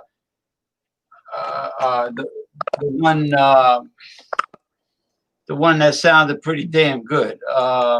Strife by Trivium. Yeah. Did you check that one out? I've heard that song before. The older stuff by Trivium's more my speed, but it's nothing wrong with what you posted there, Damien. Absolutely not. Well, I mean, I like music, and I like the two beers you all have, the Guinness Draft. Although I'd probably go more for Pacifico, because the Guinness Draft is just a bit too light. But Pacifico, yeah. Yeah, it's a little light. Yeah, this one's good. But if you want a stronger Guinness, you can get Guinness Extra. Guinness Extra Stout. Yeah, Guinness Extra Stout. Yeah, I like the Extra Stout a lot better, yeah. But Pacifico, it ain't bad. With like some spicy Mexican food or like some spicy chicken nachos with the blue corn tortilla chips, that hit the spot. Oh, hell that sounds good about now. I couldn't complain. How about Pacifico with Taco Bell? How's Pacifico with Taco Bell, Eric? Pacifico Bell, yes. I couldn't complain when this thing showed up for $9.99 a 15-pack at the store. I'm like, I guess I have to buy that, right? I mean, they don't sell them individually in like the singles or the 6-packs. They only come in like the Mexican variety 12-packs around here. So if I want to get Pacifico, I gotta get Modelo and a few others with it. So Modelo's okay. There's nothing I could recommend about Sol though. Sol is just such a thin beer. I mean, holy shit, guys! Maybe in that clear bottle, it could obviously have the potential to skunk out on you. But I never have bought Sol enough times where I could tell you personally if it's a skunky beer overall or not. But I would imagine it probably is, right? Guys, I just read something on Facebook, dude. This is crazy. Am I gonna get my job back? Sorry, Eric, no Pulitzer. But Oh fuck. Andrew Cuomo overtakes Bernie Sanders in odds to be Democratic candidate amid New York governor's pandemic response. Honestly, wait a minute. right now I'm just like, you know what? Fuck Facebook, fuck the news. It's all bullshit. It's bad for it, and I'm just shutting it all off.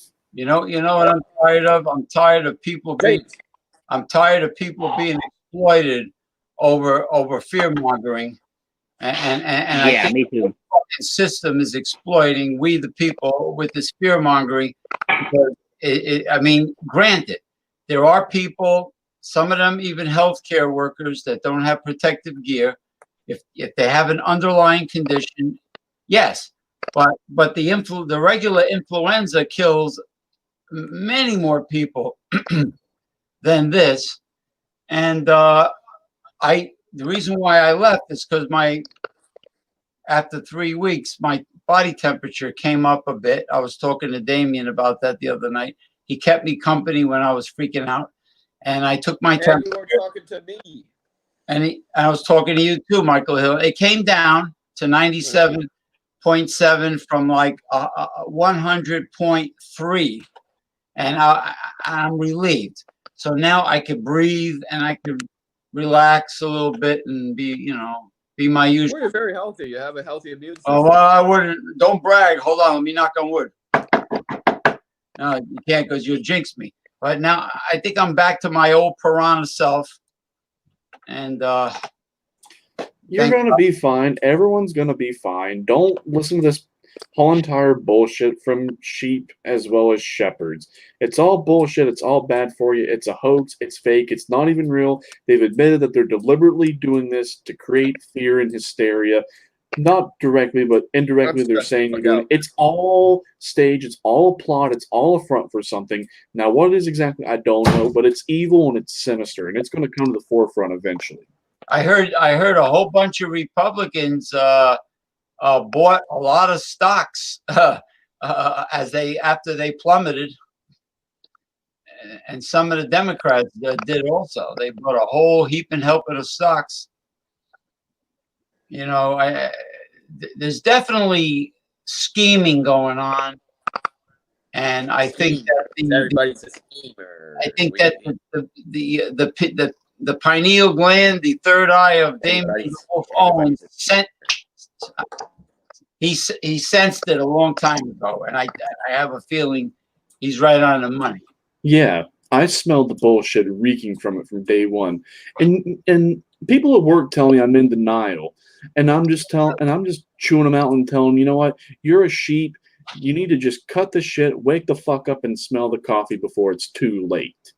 And they look at me and they're like, people are dying from this. I'm like, so? People die every fucking day, naturally and unnaturally. And you've not given two shits up until now just because of this virus. Now all of a sudden, oh, we gotta do this. We gotta have fear and hysteria. Now we gotta give a shit. Honestly, who fucking cares? I'm not caring. No one else is caring. I'm not social distancing. I'm going out and living my life. I'm not cowering down in fear and bowing down to the Orwellian state and licking its boot heels and kissing its ass. And guess what? Nothing is happening here. No one is sick. Nothing is fucking happening. I guess, yeah, Damien, I guess fear is what creates the issue in the first place. Yeah, you want to know exactly what the fuck this has caused? Factitious disorder and Munchausen syndrome. Google it. It's all this is. Munchausen. Yeah, my sister was telling me about psychosomatic illnesses that can even cause high fever, can cause many things. Like if somebody is so stressed out of fear, psychosomatic induced illnesses can be a very real thing. Now Thomas Metal is showing some ice cubes, I think. Let me see. We go. Oh, is that Glenn Livett? I poured a little a wild turkey. Oh, wild turkey. What happened to that Glenn Livett, that 15-year Glenn Livett? A single malt. Oh, that thing's gone. I also had the wrong, maybe the whiskey, I don't know, or the beer, maybe not. I also, I don't even know what you would call it, an aged cheddar. I also got some aged cheddar. Here's the rind of the cheddar. Look at the rind of that cheddar. Is it New York State or Wisconsin cheddar? We're all close. I love cheese. But if it's Vermont. Here's what I'm prepared to tell you. It's from Vermont. All right, Bernie. Thank you. I tried Vermont cheese, maybe. I don't know where it's from. Isn't that Cabot from Vermont? Cabot? I don't think. Yeah, Cabot's from Vermont, but I don't know where this came from. From some cheese shop. Oh, look at the rind on that. It's pretty sharp. Who's on Most of the time, I read online that if you get a sharp cheddar cheese, you want it with more of like a stout imperial. Yes. Maybe that will go good with maybe a sharp cheese will go with wild turkey. Let me ask you something, Eric Fraunfelter. Do you like the moldy fromage like Camembert and Brie from France? You know that white mold. I love it. I love it.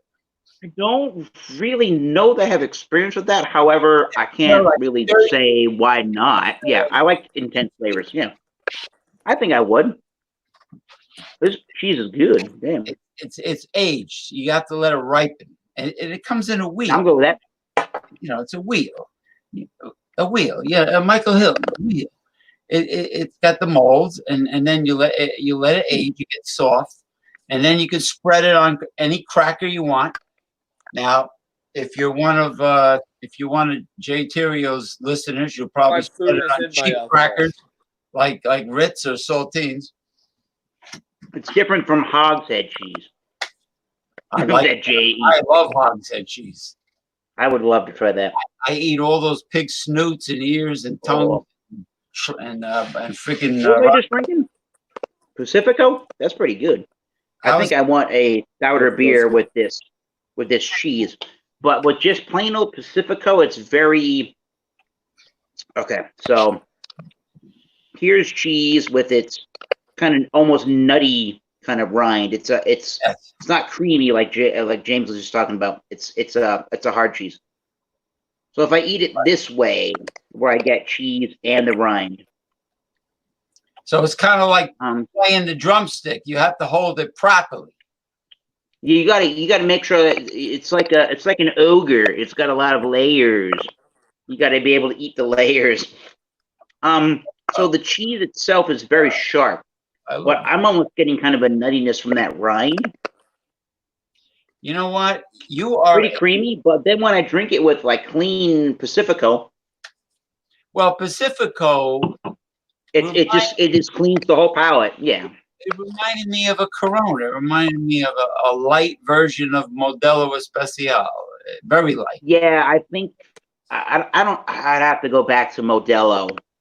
I think that Pacifico is definitely a bit bigger bodied beer than Corona Especial. You know, definitely. Tecate was like seltzer water. Tecate was. What? This isn't. Yeah, Tecate is pretty watery, and Sol is too.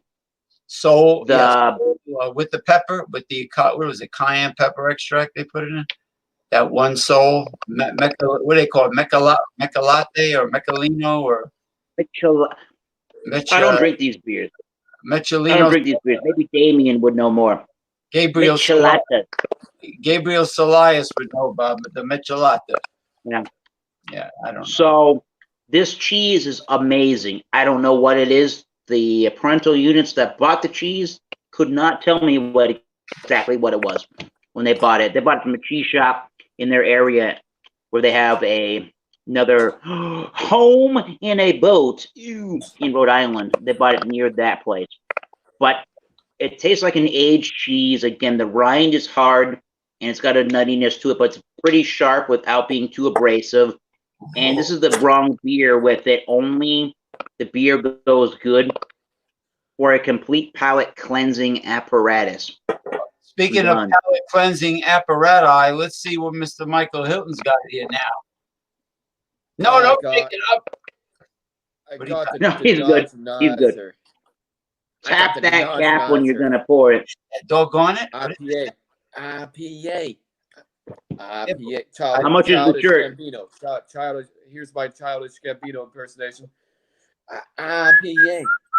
It's a West Coast.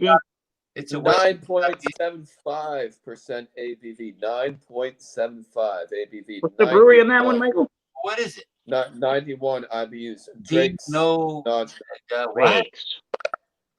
Drake's the non Drake's Brewing Company. Come on, James. What is it? Zizzer? Very chill. Sniff your glass. He was ready for a non-chilled beer. All right, sweet. Chilled beer. This beer is uber. Now it's going to be chilled. Derek, you the man. Drake's is that in San Francisco? Is that in one of the boroughs of San Francisco? No. In San Francisco, it does not have any boroughs. Kind of wish it did. And this is from San Leandro, California. 9.75 ABV. 9.75 ABV.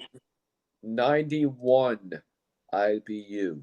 I was trying to remember why that name was familiar, Drake's. Probably because of Drake's 1500 Pale Ale or Drake's Best Coast IPA. Maybe the 1500 one. Also the Pirate. Also Drake the Pirate. That's in Northern California, Drake's? That is in San Leandro. Be right back. Okay. That means a lot. Okay. We'll see you in a minute. That means nothing to me, but I feel like that was a brewery that I was maybe going to go to. One of the breweries I was maybe going to try to go to was Hen House, and they were closed. I heard a lot of good things about them, but let's hear about your beer. Hen House is in wine country. This isn't quite in wine country. Okay. It's damn sure like it, though. It's damn sure like it. Yeah, okay. Gotcha. Orange beer. I've had this beer, guys, so many times, and they have this over at I say Bar None in the title of my video because I don't have any bars right now, but Bar None in San Francisco, California, they have this beer. There's an actual beer, there's an actual bar called Bar None in San Francisco. Bar None. Damn, I didn't go to there when I went there. It's a good bar though. And I'll buy you a pint there, and I'll show you the night game process. But here's the beer. A night game. I'm more a night game person. I'm less a day game person. I'm more night game. Well, yeah, we're James is more. What's that? I'm nocturnal. So is I'm okay right now. Yeah, we're good. Damien DeWolf Owens is nocturnal by nature. Eric is. I'm kind of angry about the world right now without you people involved in it. I just kind of wanted to drink a little bit. That's all. You keep saying you people. You people, hey. Meaning you people meaning you're outside of my actual problems right now. So you people are not what makes me angry. So there you go. All right. That's all I mean. Okay. I like you people. I want to drink with you. So I want to hear about Michael's beer. Let's go, Michael. That thing looks like a good West Coast IPA. Not New England. It looks West Coast. That is very. It's a West. I better get my bell because there's no decorum. That's very pleasing to the eyeball. That's very pleasing. Oh yeah. Very pleasing to the eyeball. It's got that IPA. Damien, you're up next for a beer review. Yeah, that's if he has one. I don't have one. I will have one tomorrow night. Oh man, well, go, Damien or Michael. Eric, Damien, James, you guys will love this beer. Drake's Denogenizer.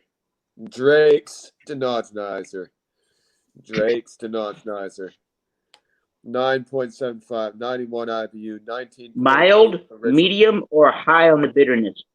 High on the bitterness. It's uber fucking bitter. Okay. They could have gone a little higher, though. I would have gone maybe 100 or a little bit above 100, especially because some Drake's Brewing Company beers, they actually go above 100 IBUs. Yeah. So I don't know. I think about it this way. I don't seem to talk about it a whole bunch on my channel, but I used to do this thing, and if you think about beers on my channel when I'm reviewing a beer, when it comes to those kind of beers you're drinking called the hop to malt ratio. So does it have a good hop to malt ratio? Are the hops overpowering the malts, or is it the other way? Are the malts overpowering the hops? Or does it have a good hop to malt ratio? The hops are overpowering the overpowering the malt, but it kind of in a way not like that. They're kind of equal in a way, you know.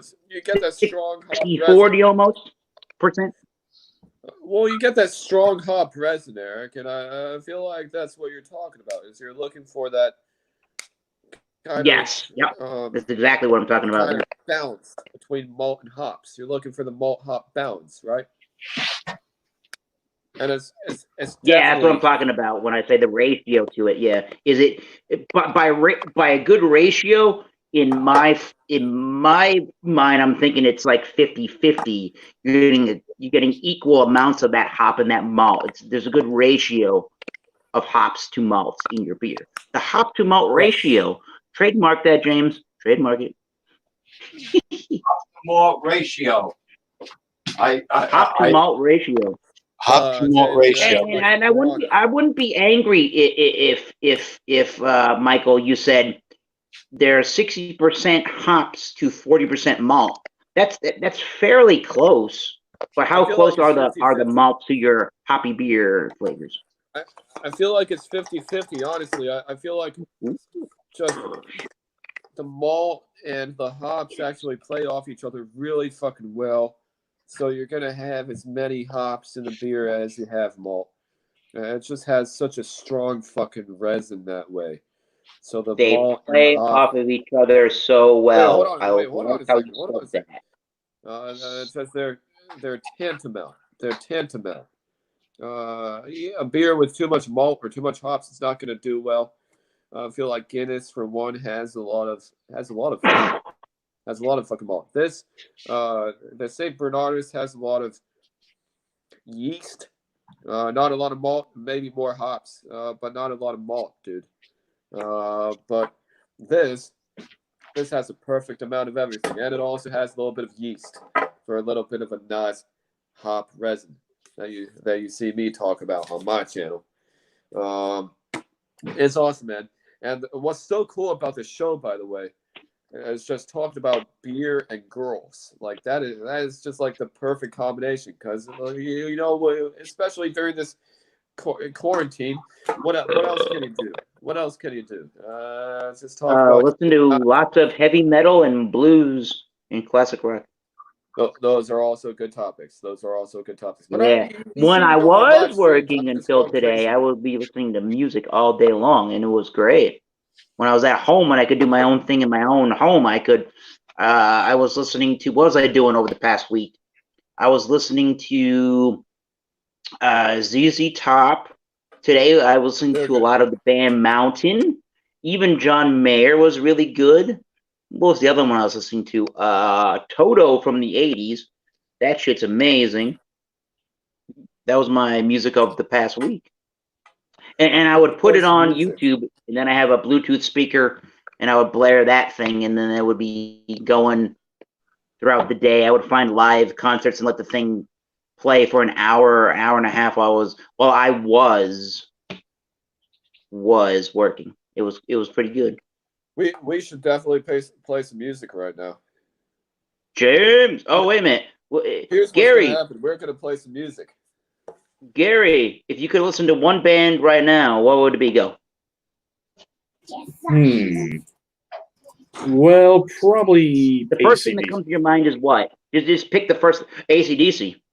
What AC/DC comes to your mind? Go. The song "Ride On" of Dirty Deeds Done Dirt Cheap. Oh, that is a cool. That's a little less gainy, a little bit more clean. I like that song. Yeah. Yeah, and as a famous pharmacy song from one of my former hometowns, Shohowie, Virginia, he posted something funny on his board outside. Due to the increased price of cleaning supplies, dirty deeds will no longer be done dirt cheap. You know, my idea for cheap baby wipes with hydrogen peroxide is working. I got you. You could buy them dirt cheap. You get 70 plies in the store brand, right? And you open it up. You pour that peroxide in. Let it settle down in there. Shut it tight.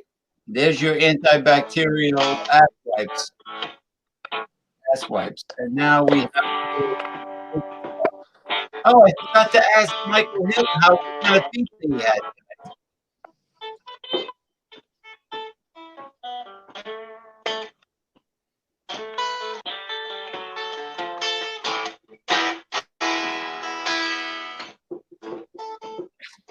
Wait a minute. Oh my God. Everyone is just mad because the best guitarist in the band is the drummer. That's sad, isn't it? Insert Jared Dines reference.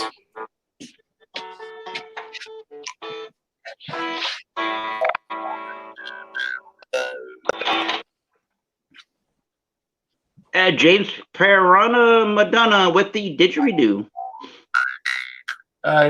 Jews harp, but it has nothing to do with Israel.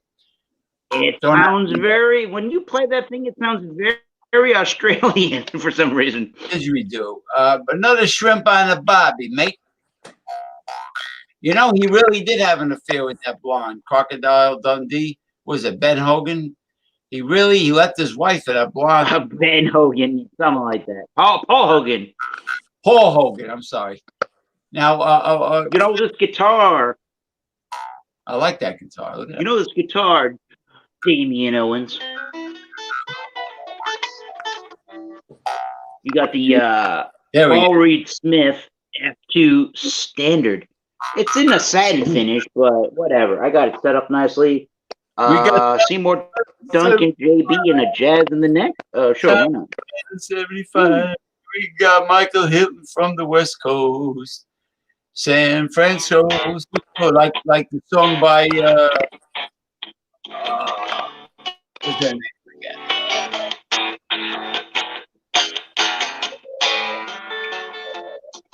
The Village People, San Francisco. They sang a song called San Francisco by the Village. What kind of pizza you got there, man? What kind of pizza you have there? You get me hungry. Wait, hold on. We'll show you. We'll show you. You said 1 minute. Oh, he's got to get the box? All right.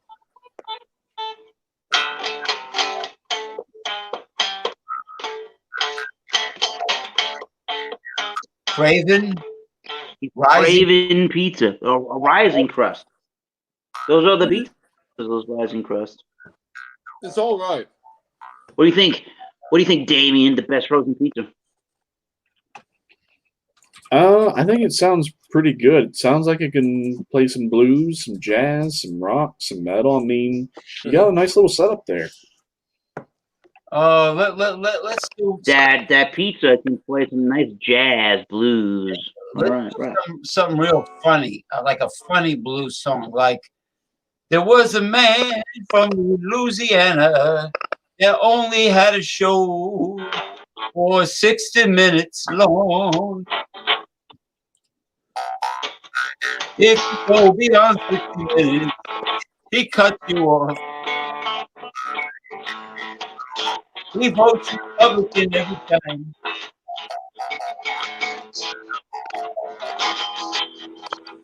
I thought he was Cajun, but he's really near Alabama.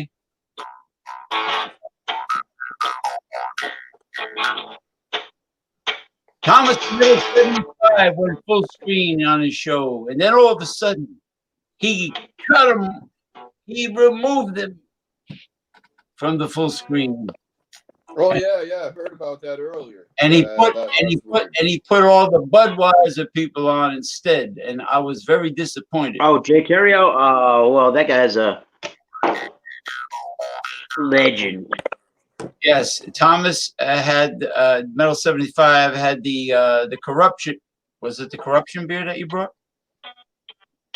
Was that the same one I had Thursday? I think it was the DC Brow Public Pale Ale. Oh, similar beer, very similar beer. Wait, Pale Ale. And then you went full screen, and then all of a sudden you were gone. No, I do not love IPAs. Don I really thought you were going to tell us what the beer was, not drink the beer. I'm like, then don't put me on screen, mother. What? Don Juan, and then he's gone. All right. Oh, yeah, that's what he did. Oh, I don't know that song. Gary said play Ride On from AC/DC. I know the song physically. I don't know it on guitar, but it's a very clean song for AC/DC, right? It's not very distorted. Don Juan. Wait a minute. That song is "Hammer to Fall," but by Queen. Anybody know Queen? Are we gonna get demonetized if I play Queen? Who cares, right? Yeah, but you're not. Hammer to Fall. Remember that song from the 80s? Well, I mean, you're playing it on guitar, so it's a guitar cover, so that falls under equal and fair use.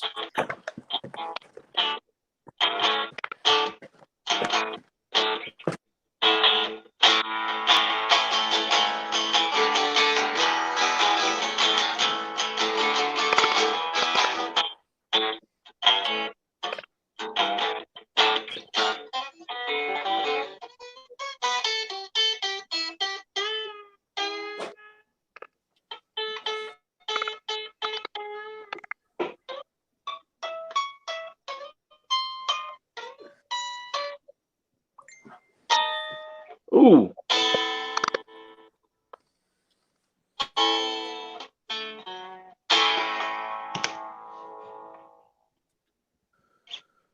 Yeah. And there's the wild turkey. So you got self. Oh, wait a minute. There's the wild turkey. Oh. Wild turkey's good. Wild turkey. Is that what you buy there, Damien Owens? What's your bourbon of choice? Gentleman Jack or Wild Turkey. Anybody like Gentleman Jack? Yeah, I don't think I've ever had Gentleman Jack. Knob Creek is probably good. It is. Knob Creek is fucking really fantastic. Knob Creek will catch up on you. That's like 50%. Woo! Yeah, Gentleman Jack is probably one of the smoothest whiskeys you'll ever drink. Yeah, I'll tell you that Heaven. Yeah, Michael Hilton, you live in a. Yes, James P. Madonna. Yeah, Heaven Hill's a great bang for the buck when it comes to when you can find their brands. Yeah, bourbon. What about me? I was gonna say, Michael Hilton lives in quite the crazy area of the country. Yeah, you do. But your area of the country has a rich history of rock and roll music. When you think of San Francisco and rock and roll and music of the such, what do you think of? What comes to your mind in your area as that's music in your area? Metallic is. Well, when it comes to rock music, I always think about the Doobie Brothers. I always think about the Doobies, and I also think about Steely Dan. Doobie Brothers. Oh, Doobies? I can play some Doobies. And just shit like that, man. Touching the screen. And what was that? Oh my God! Oh, rocking down the highway. Oh my God! Let's try the Yeah, there it is. 2, 3, 4.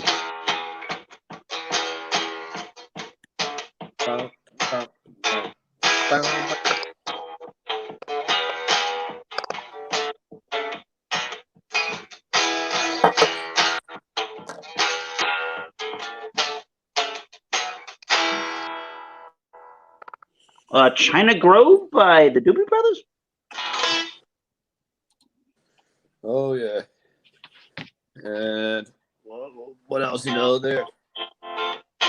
Now Santana's from Northern California, right? Carlos Santana. Who is? Wait. Carlos Say that Santana. again? Is he from Northern California? Oh yeah.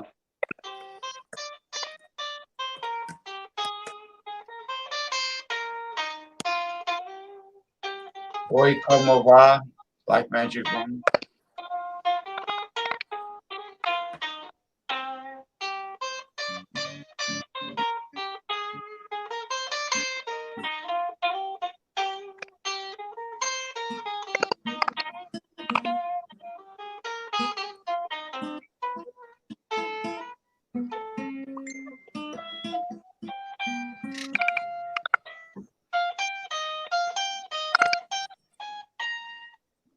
Yeah. That's Europa by Carlos Santana. What? Yeah, Carlos Santana.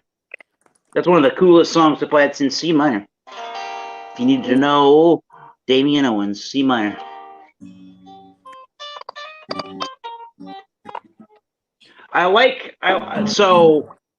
So for me, I like all like the thrash metal stuff. Don't get me wrong, I'm like the big heavy metal thrashy guy.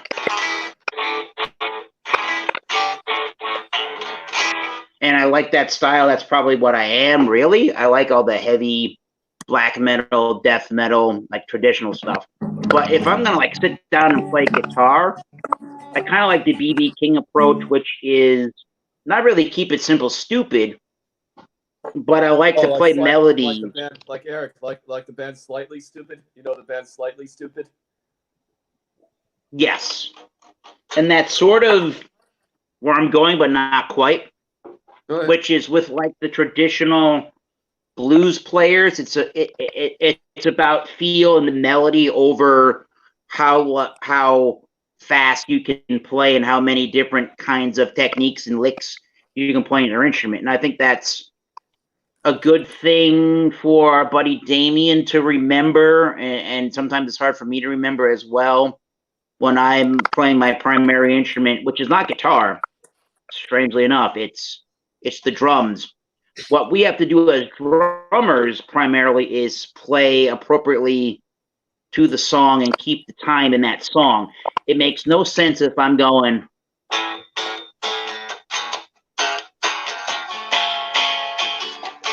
and the drum beat is.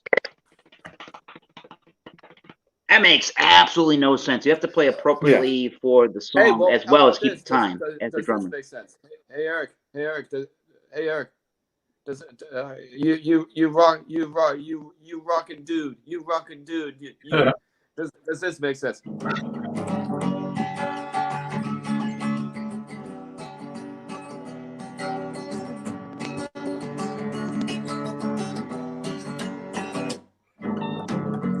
If I had $1 million, if I had $1 million, buy you a house, I would buy you a house.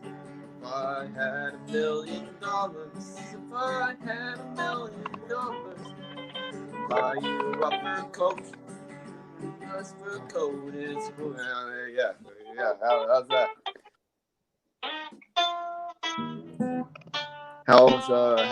How's Pinch Me? How's the song Pinch Me?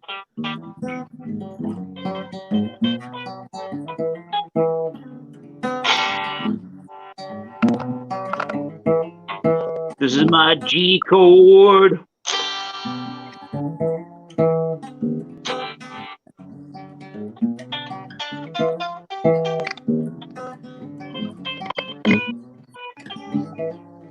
Close enough. Fuck yeah, playing with Eric. I don't know. I tuned to 440 hertz. Damien, take note. I tuned to 440. What do they do? They do 440 hertz on a tuner. Try that. Yeah, standard E is usually 440. But I gotta say, since the last time we discussed tuning, you can go as low as you want and technically tune your strings. Make sure your neck is compensating for thickness of string. But generally speaking, I don't think you're tuning the guitar in theory incorrectly there, Michael Hilton. Yeah. Oh, so no, I gotta give you one thumb up out of 2 for tuning. Oh no, let's not do that shit again. You don't get a full 2 thumbs up for tuning, but you're close. Give you demerit. James, yes. Demerits. I think it feels only a tiny bit. By the way, James. Yeah. James, you have a djembe drum and that's awesome, but the ladies love the guitar, dude. Let me tell you something. Ladies love Cool James. LL Cool J. The guitar is like an extension of your manhood. It's like a Ferrari. It's like a freaking phallus. That's what I think. If I had a son and he loved the guitar, I'd send him for lessons from when he's 5 years old because He'll be so filthy rich and have so many women in his life. My kids are required. I gotta play. Wait a minute. Fuck this. Where did you all go? I fucked this up. Shit out of you. Yeah, the guitar Fuck is this up. I mean, I diddly dick around with other things, other noisemakers. All right. I love my drum, but let me tell you. I gotta play you all a song. This. Way to go. Here we go. I'm gonna play you a song about America. This was a song about America, and a dude named it's in the wrong key. That's okay. It'll still be played well. A guy named Francis Scott Key wrote the song in during the War of 1812. Only alone. It's the Star Spangled Banner. Damn it! I'm gonna play it with chords, and I'm gonna finger pick the song in the key of G. And here we go. Hopefully you can hear it acoustic on an electric guitar. We'll try it. Here we go. That's a good song for being in quarantine. Only the lonely.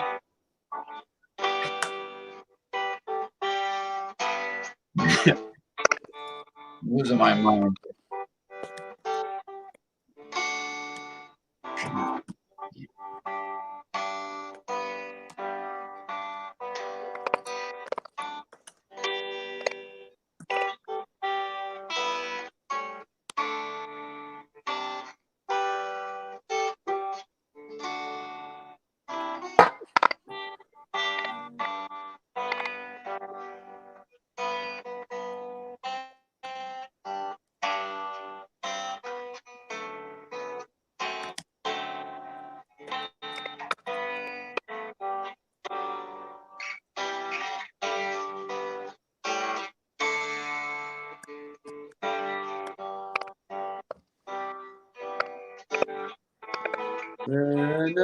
Yeah, wave.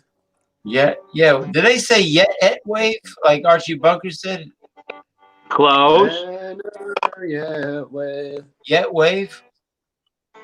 Yeah, it is yet wave. Yeah, it is yet wave. Oh, it is yet wave. It's not yet et. Oh, he made that up. Okay. There you go. Merca. Murky. That's like when you go fishing in the swamps and the water's all murky.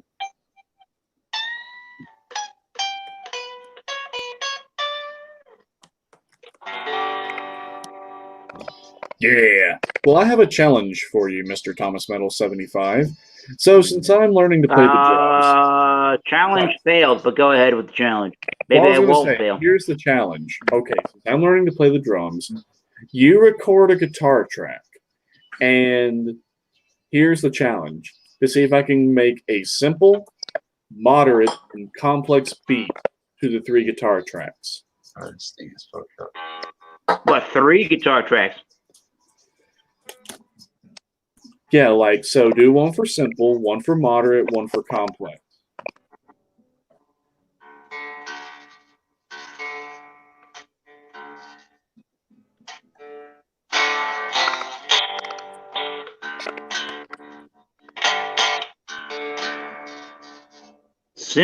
Complex, huh?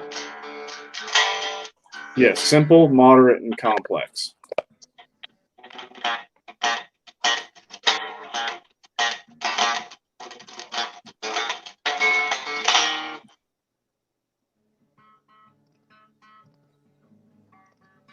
Oh.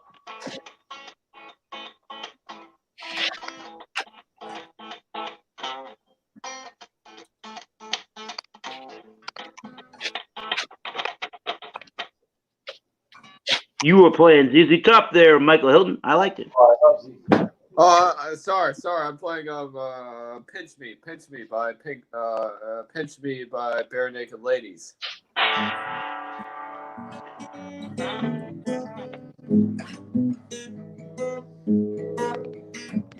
We definitely got to get you going there, Damian Owens. We can do it. I can write you some metal music, and maybe you can play some drums over it. Yes, that's exactly what I was going to do. Oh, by the way, I found that video that I was meaning to show you, like where 100% of the song on drums in Rock Band way back in like 2008, 2009. I told you please don't make fun of me because of my lack of technique.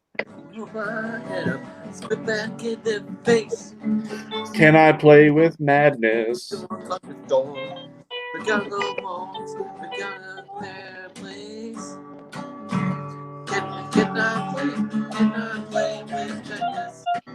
The prophet stared, he stared at his crystal ball. I can't even play the key.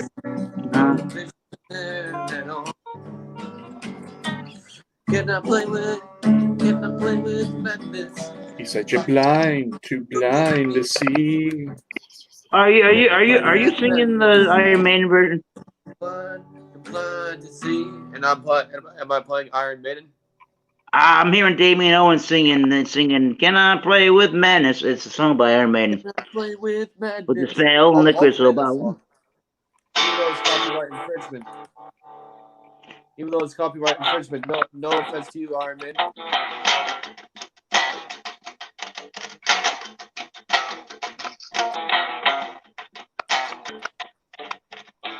What's that, man? That sounds like I wrote that song.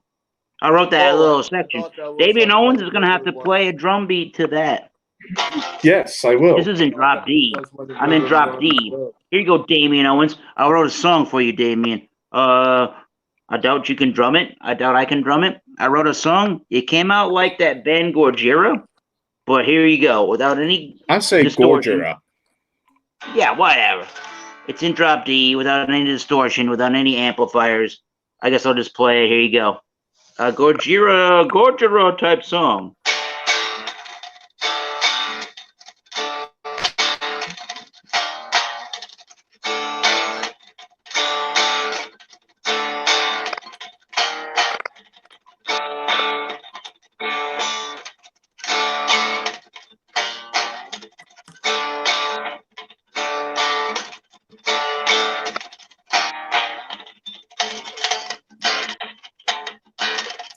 Okay, I've already got the simple drum beat down. Basically, just like follow along with like the tremolo picking on a snare, and then when you do the chords, a crash.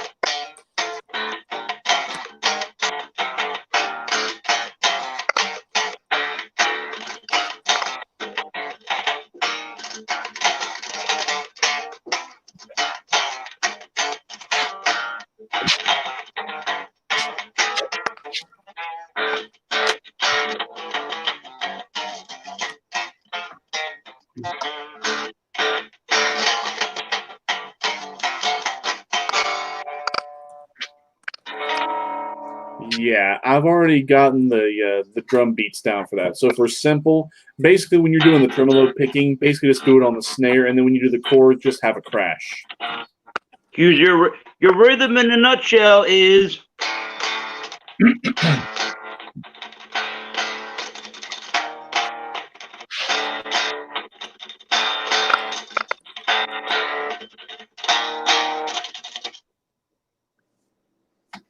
Okay, so yeah, with the tremolo picking, snare, and then when you play the chords, do a crash. For in the middle, the snare for the tremolo picking, play some fills, and then do something else. And then for complex, probably do like some weird offbeat that would be a bit more fitting for the style.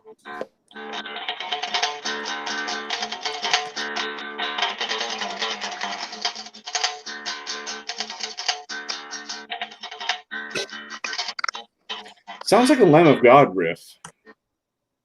Definitely, it's got some of that element in it.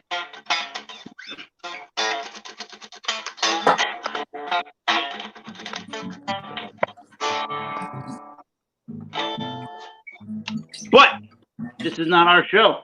This is James D. Madonna's program. Oh no, enjoy And yourself. my program, Knock and yourself my out. program too. And my program too. Oh, go ahead. I don't care. Oh, All right. Time for Michael Hilton to play the slow blues. For those of you tuning in, we are now, I think, 2 hours 35 in. This is an awesome episode so far of the Red Pill Progressive. I have deteriorated from slight sobriety. Into kind of like multi-stage paranoia and kind of. What did you do, James? What did you do? At this point, Multi-stage my paranoia. co-host James. My co-host James is holding up very well because he just was concerned. He was concerned about a fever. He was concerned that he had a fever earlier. My fever went up a little bit from where it was, so it keeps on fluctuating.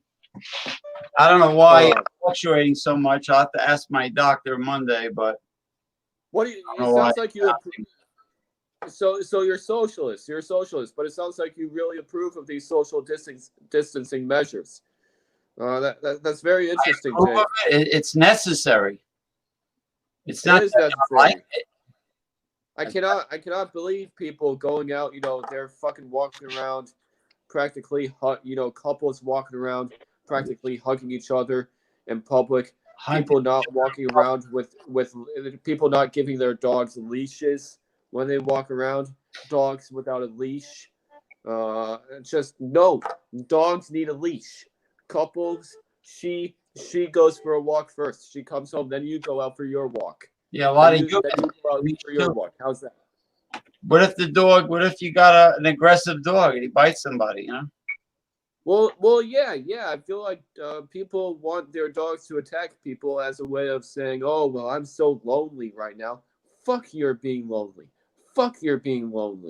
Just you're being selfish. You're being a selfish, loathsome, and paranoid. Even a lady looking at me for saying, control your dog. Control your dog. I said that to a lady. It's just a lady giving me shit. It's just you are being an unbelievably selfish person, and it's just you are, especially when it comes to the ladies, for example. So the red pill area of this rant, it's just you are your best or your worst own product. You are your own best or worst product. You are your own worst enemy. You are your own worst. You are your own. Yep. You are your own worst enemy. So I don't understand what the fuck it is with people who can't seem to grasp this new reality. Accept the reality, even if you don't approve of it. Maybe some people on the program. I understand. I understand. I don't like having it foisted upon me either. But if you don't accept the reality, it will only continue to keep on festering up. And that's what I said about fear earlier. Is if you keep acting out based off this fear, and you keep chasing people around in the parking lot, or you keep trying to challenge what I see a lot of the time is challenging the social distancing. Now, guys, it's just I'm seeing couples. If you put me full screen for a second, because this is important. If you can put me full screen for a second, because this is very fucking important. So, what I see a lot of the time is couples walking around practically hugging in public. I don't do that with the girls I know. I don't do that at all. They come and they go. They come and they go and say, please, you're all free to move about the fucking cabin. Just seeing couples fucking going around as if they were hugging in public. People playing fucking soccer games out on the field right now in groups of well over 10, or people who are trying to start, or people who are trying to approach strangers out in the residential complex. And it's just, if you put me full screen again for one more second, Eric's awesome, but it's just, no, your social liberties, whether you approve of it or not, your social liberties right now are off the table. And what I've seen going out a lot is that a lot of people have been fucking up, and I've been talking about that, and I've been ranting about that You guys see on my Facebook. You guys see me ranting about that on my Facebook. Because, guys, some of us need a break right now. Some of us need a fucking break. Sometimes when I go out, you can't go to the bar without somebody trying to pick a fight or some nonsense like that. Well, you get a black eye, you get exposed. What about And two chicks? No. What about Go two ahead. chicks fighting over toilet paper and ready to slug it out over toilet paper? Listen, ready to slug it out over toilet paper, man. Exactly. And it's just, no. You can't have any altercations. You shouldn't have any physical whatever, period. Our lives are completely different. Society has been completely transformed, and it's not a good thing. It's a horrible thing. And can't touch people, can't talk to people, can't hang out with people. You can't. It was hard enough for people to get together and be friends before. Now, forget about it. And I feel really fucking bad. I hear you on that. And I feel really fucking bad. Say a senior in high school was trying to hook up with a girl who she really liked. You know, they felt like a connection. They felt, you know, intense attraction or whatever. And now schools are closed. So that guy may never see that girl ever again now because classes got closed. I can't take this psychological just turmoil anymore, man. I can accept it, but I can't take it anymore, dude. It's just totally fucking imposing.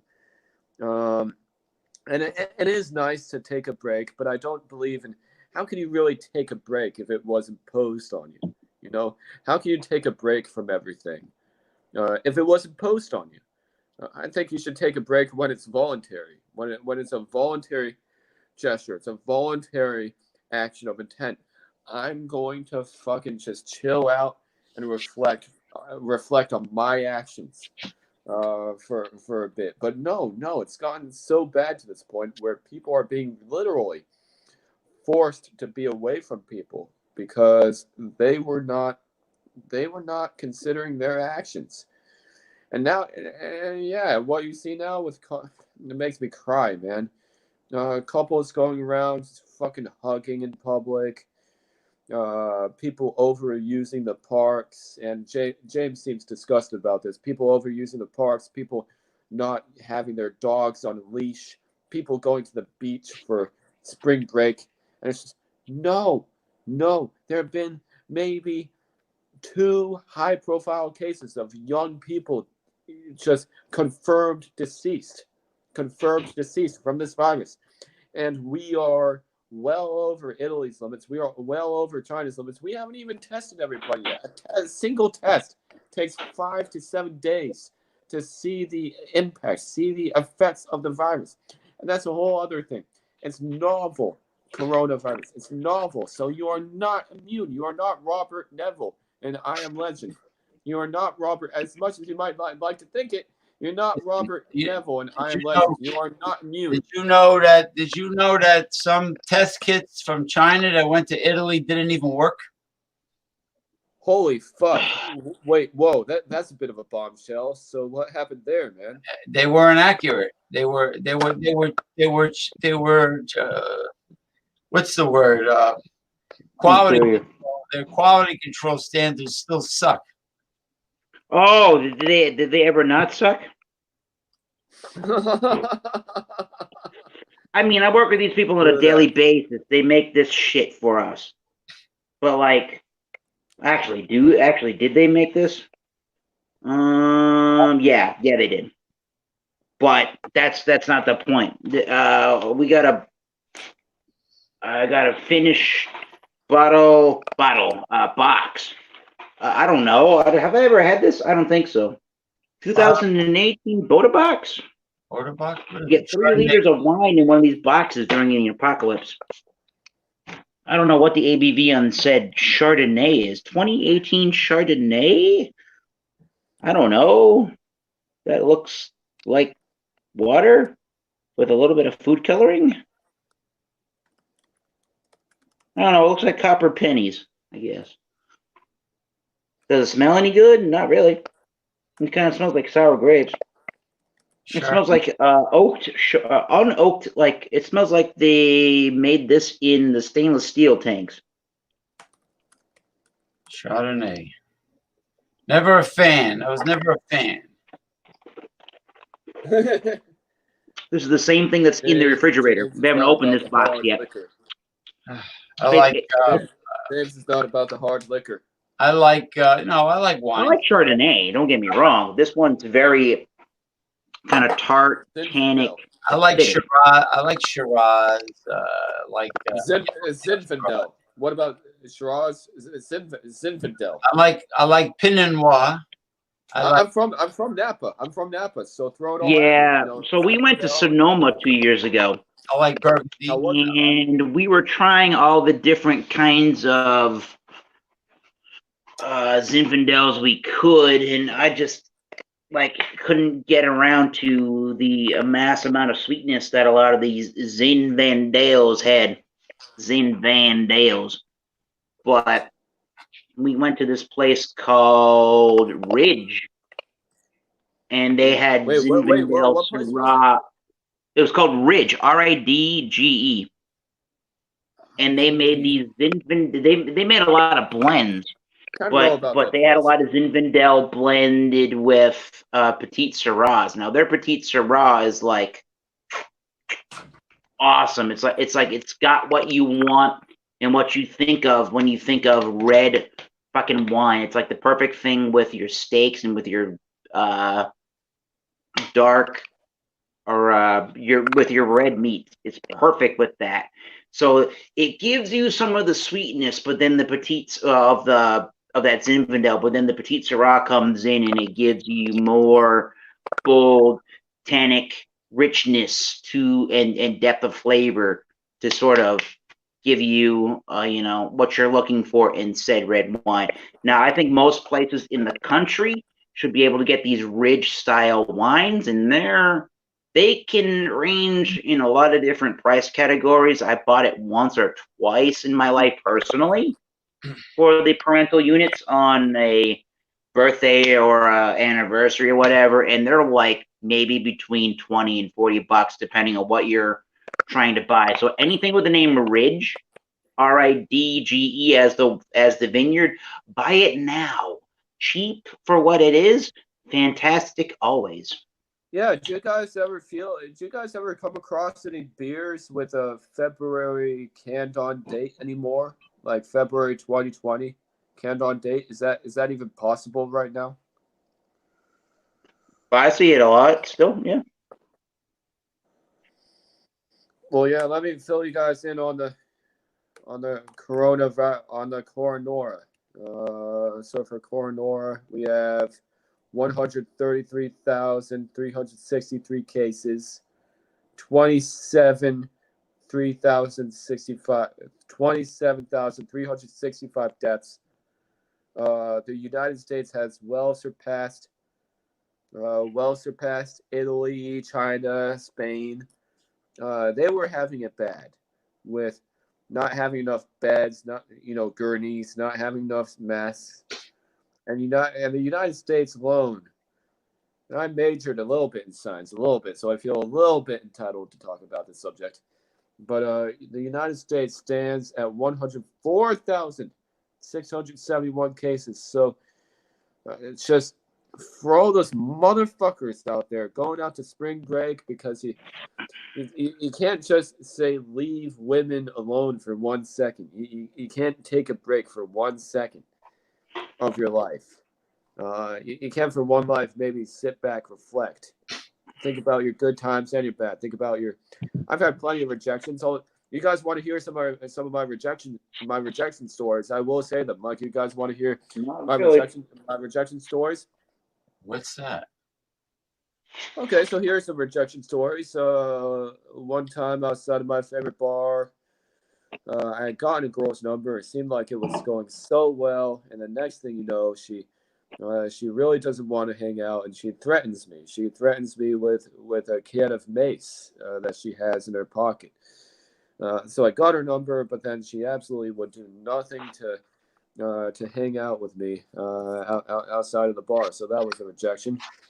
Another rejection was stood up 3 times by the same person. Another rejection. You know, a girl, same situation, offers to buy me dinner. And just we never made plans, so that was a rejection. Another rejection. We were about to make a date. She was doing most of it. She was doing most of the pursuing, whatever. And just she ghosts and starts complaining. Oh, I feel like you're being too manipulative, whatever. So yeah, I haven't had all successes. I've had some rejections. Would say 50%. Would say at least 50% of women rejections. But I cannot even imagine now just a dating scene. The dating scene in this world now. I'm not even worried about women or dating or anything like that. I'm reading. I don't date, dude.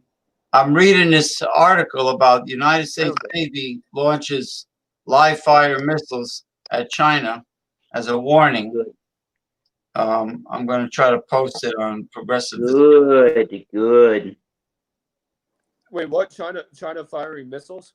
I put it on Alpha Males. It's an article. U.S. Navy launches live fire missiles in warning to China. Oh, fuck. Yeah, we're really pissed right now with the world state of affairs, I think. Trying to see if it. Yeah, you're gonna have to tell who is ever watching this channel right now more than go to something called Alpha Males because they need to know right now. I don't even know this. Oh, it's right underneath. It's right underneath in the description box of the of this video show. The link is there. The direction to all our pages are pretty much there. If it says World War III is happening now, people, watch out. If it says, well, the economy is being attacked by this severely. Sure is. You know, if it says, 100% is it? if it's self-explanatory. If it says progressive discussions as seen on the web, that means you go to your browser and you type in progressive discussions and boom, it all comes up. That's providing a person knows what as seen on the web means. Great. Because it definitely has a devastating effect on the economy here. Yep.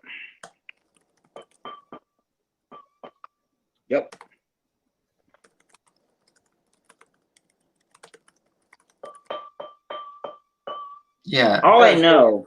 These guys who, these fucking guys who they meet a lady and they connect up with her and just they have to latch on to her every picture, her every post.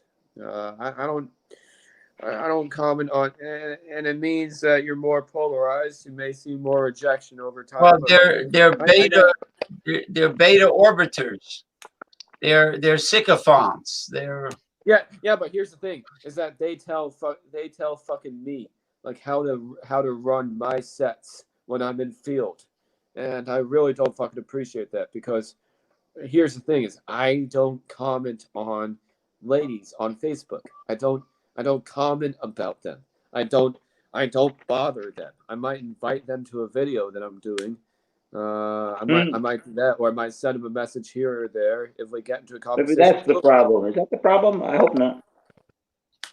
That's the last. But I don't be commenting on girls' pictures on Facebook.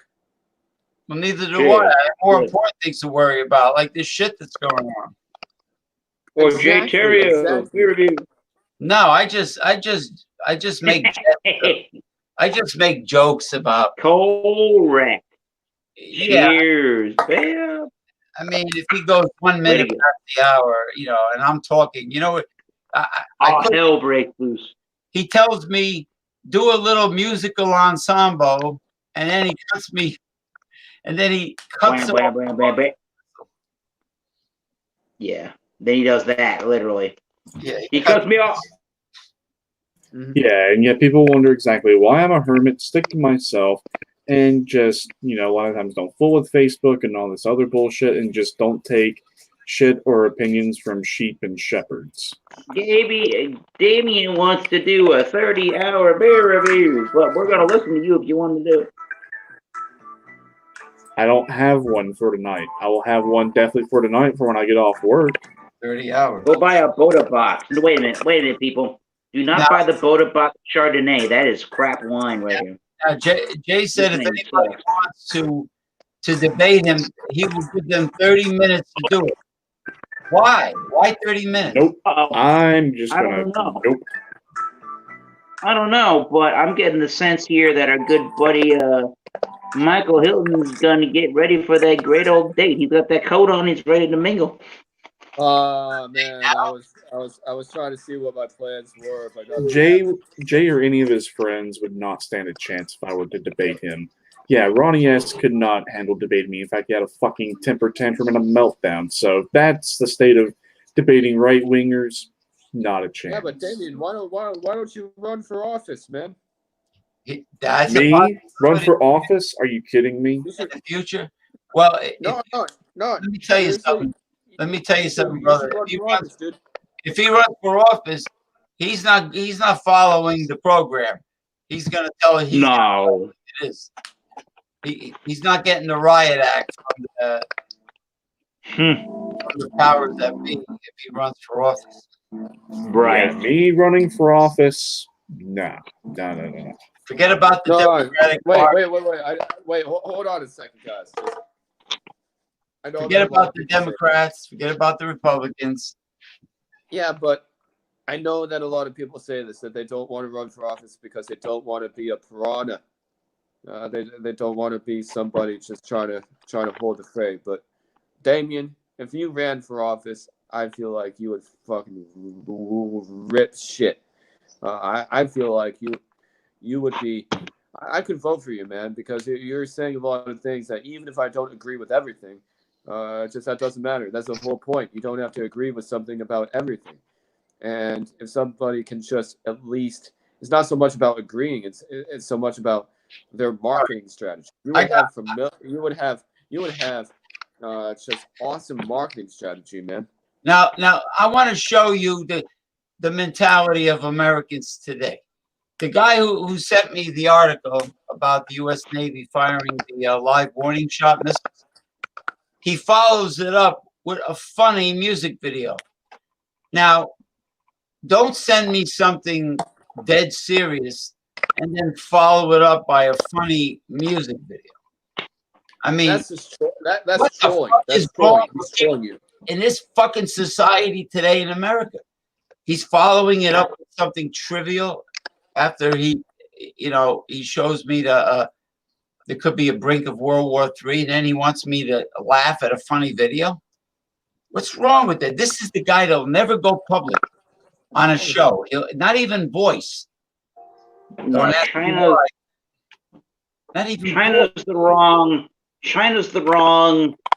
I understand. I get it.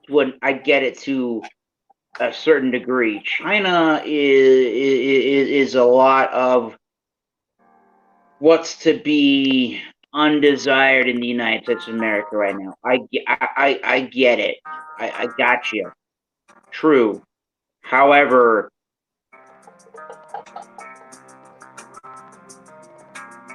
what the hell is that? It sounds like the 80s right now. However, I feel like China is the exact wrong people you want to, mess around with. I'm not saying like the United States can't handle their own. That's not what I'm saying. What I'm saying is that China, the rest of the world relies on this country so much for what we do. It's like this of all times is the wrong time to try to pick a war with this country. Yeah, I'm not trying to tell you to pick a war with this country, but if you're going to pick a different time period than this, please. But don't they own a lot of U.S. Treasury? Over 40% of our debt in this country is to China. I'm glad you brought that because I do have a good point, and I think this would be a great point to wrap it up on. as I've told James before, you know, I'm convinced this whole entire thing, it's a hoax. All right, I'm just not going to convinced come of around that and say 100%. it's a hoax because this shit right Hell, here, why this am I shit going to right work here. for 12 weeks if it's a hoax? No, hang on. This shit right here, doing this shit with China. This is to make up for the falling rate of profit for a justification of war. Whenever there's a falling rate of profit, imperialistic countries go to war with each other to make up for the falling rate of profit. This is shattering that illusion right here. Damn, man. That's that. That's that. And Eric, say goodnight. And we might as well wrap it up. But it looks like Mike Hilton got himself another beer. We could wrap it up. I feel like we might not. What do you have there? Racer 5, 7.5 ABV, 75 IBUs. It's a classic from Healdsburg, California. Good night, Eric. Opening up a new craft beer, and we might as well show it. Oh yeah. No, not gonna kill it. You're not gonna show it, but you are showing. I'll show it, but I won't kill it. You show it, but you won't talk about it. 3-finger whitehead, orange beer. Oh man. Bubbles not rising. See those little suckers. There they are. And it's got the aroma on this high body beer. Cascade, orange, grapefruit, real tangy stuff going on. I've had this beer so many times. What is it called? What exactly? I mean, what type of beer is it, Michael? It's an IPA. It's a West Coast IPA. I wonder how many IPAs and strong beers I can go throughout the night because I don't really have anything tomorrow. I have the day off work tomorrow. I don't really have anything. I can't really take the ferry. I can't try to ignore social distancing and run some day game sets so early in the city tomorrow. So I really have nothing I can really fall back on. So I'm not even. You know what? Having a nightlife is not even on the forefront of my mind, to be honest with you. Any these days. So girls right now, because it is so powerful. If a girl approaches you first, you don't have to worry about anything. You don't have to worry about anything. You don't get into trouble. You don't have to worry about getting rejected. You don't have to worry about any controversy. Yeah, but and then everybody looks at you guys like you're ghosts. This is not. Where's my? How the fuck is this going on right now? It's simple. So my routines. It's like oh, you look so skinny. Oh, you have a lot of rings on your fingers. How many husbands do you have? Or I'll say like oh, you're such a nerd or something like that. Sorry, I get down on one knee. But then I'll also. Here he is. This is not the time to be worried about. This is not the way up to ask get her my questions bell. about herself. So I do a 3-pronged system. Hold on for a second. I gotta get my attraction fix. So for those who ask how this happens, I do a 3-pronged system. I say, what are you doing here? What brought you here? What do you guys think about the beer in this place? Decorum. Looks like James has a question. James has a question. No, I'm trying to achieve a little decorum. Do you? This is not the time to worry about your love. Fuck. Hooking up Have to join in again. I'm being serious. This is not the time to be worried about guys. With chicks. I could care less. I have friends. Yeah, fuck girl. Oh, he left? Goodbye. I guess. Good fucking bye. He keeps on talking about the girls and hooking up. I'm not with all the shit that's going on. I'm not even thinking about that crap. I mean, they got coronavirus up the wazoo. I got friends, great female friends that I've known for a long time, and I talk to them on the internet, a live stream, and not live stream. I'm sorry, private hangouts, and whatever it is. This is really not the time in society to be worried about hooking up. Michael, please Just think about your well-being. Health. Think about your well-being right now. Yeah, right? but that's the problem. That's the problem. Is I Think get about freaking iPad there, whatever the hell you're using. I get, I get action. I get action. Maybe once Oh no, times you don't. every couple of months. Every couple of months. The So action. yeah, I get action. I get laid maybe once or twice every couple of months, and that's pretty good. You don't have to worry about it so much. What does Coors Brewing Company say? Once in a blue moon. Ooh. Once in a blue moon is enough. It is enough. It is enough. Oh, beer related. Then you have Oh boy, 29 whole days to think about When life is normal, yeah, then 29 whole you days get to think laid about. every 5 minutes. When life is normal, How do you know who's getting what from where at this point? yeah. How do you know who is getting laid? It's crazy. I don't know. 2 weeks ago, I was like, I don't think this is happening. But now I'm like, yeah, this is totally happening. So take it from me, Mr. Donald Trump. Yes, this is happening, Michael. Oh yeah, we'll say last weekend. I Won't don't try to say too much. Won't try to name names, whatever. But I don't this is even last want to put on CNN anymore. I put on CNN. I'm ready. I'm ready to take a Klonopin. When I wake up in the morning, I watch the History Channel because it's Pawn Stars. What can I buy from you today? Yeah, even trying to go out and hook up before the bar shut down. People were worried. People were worried about contracting the virus. People were worried. It's really cool. The Travel Channel is cool. The All History right. is great. Like my sister says, take the negativity off the television, and don't watch every freaking Facebook profile. Video that you come across. I want to get laid. I want to get laid, man. Just fucking. You want to get laid during. You want to get a pandemic in your pandemus. No, I don't. No, I don't want to do that. No, I don't. What do you think, Gary? You caused me to drop off the channel. What do you think? What do you think? Should you be getting laid right now? If you want to go right ahead, live life. Just don't live in fear. That's what I'm saying.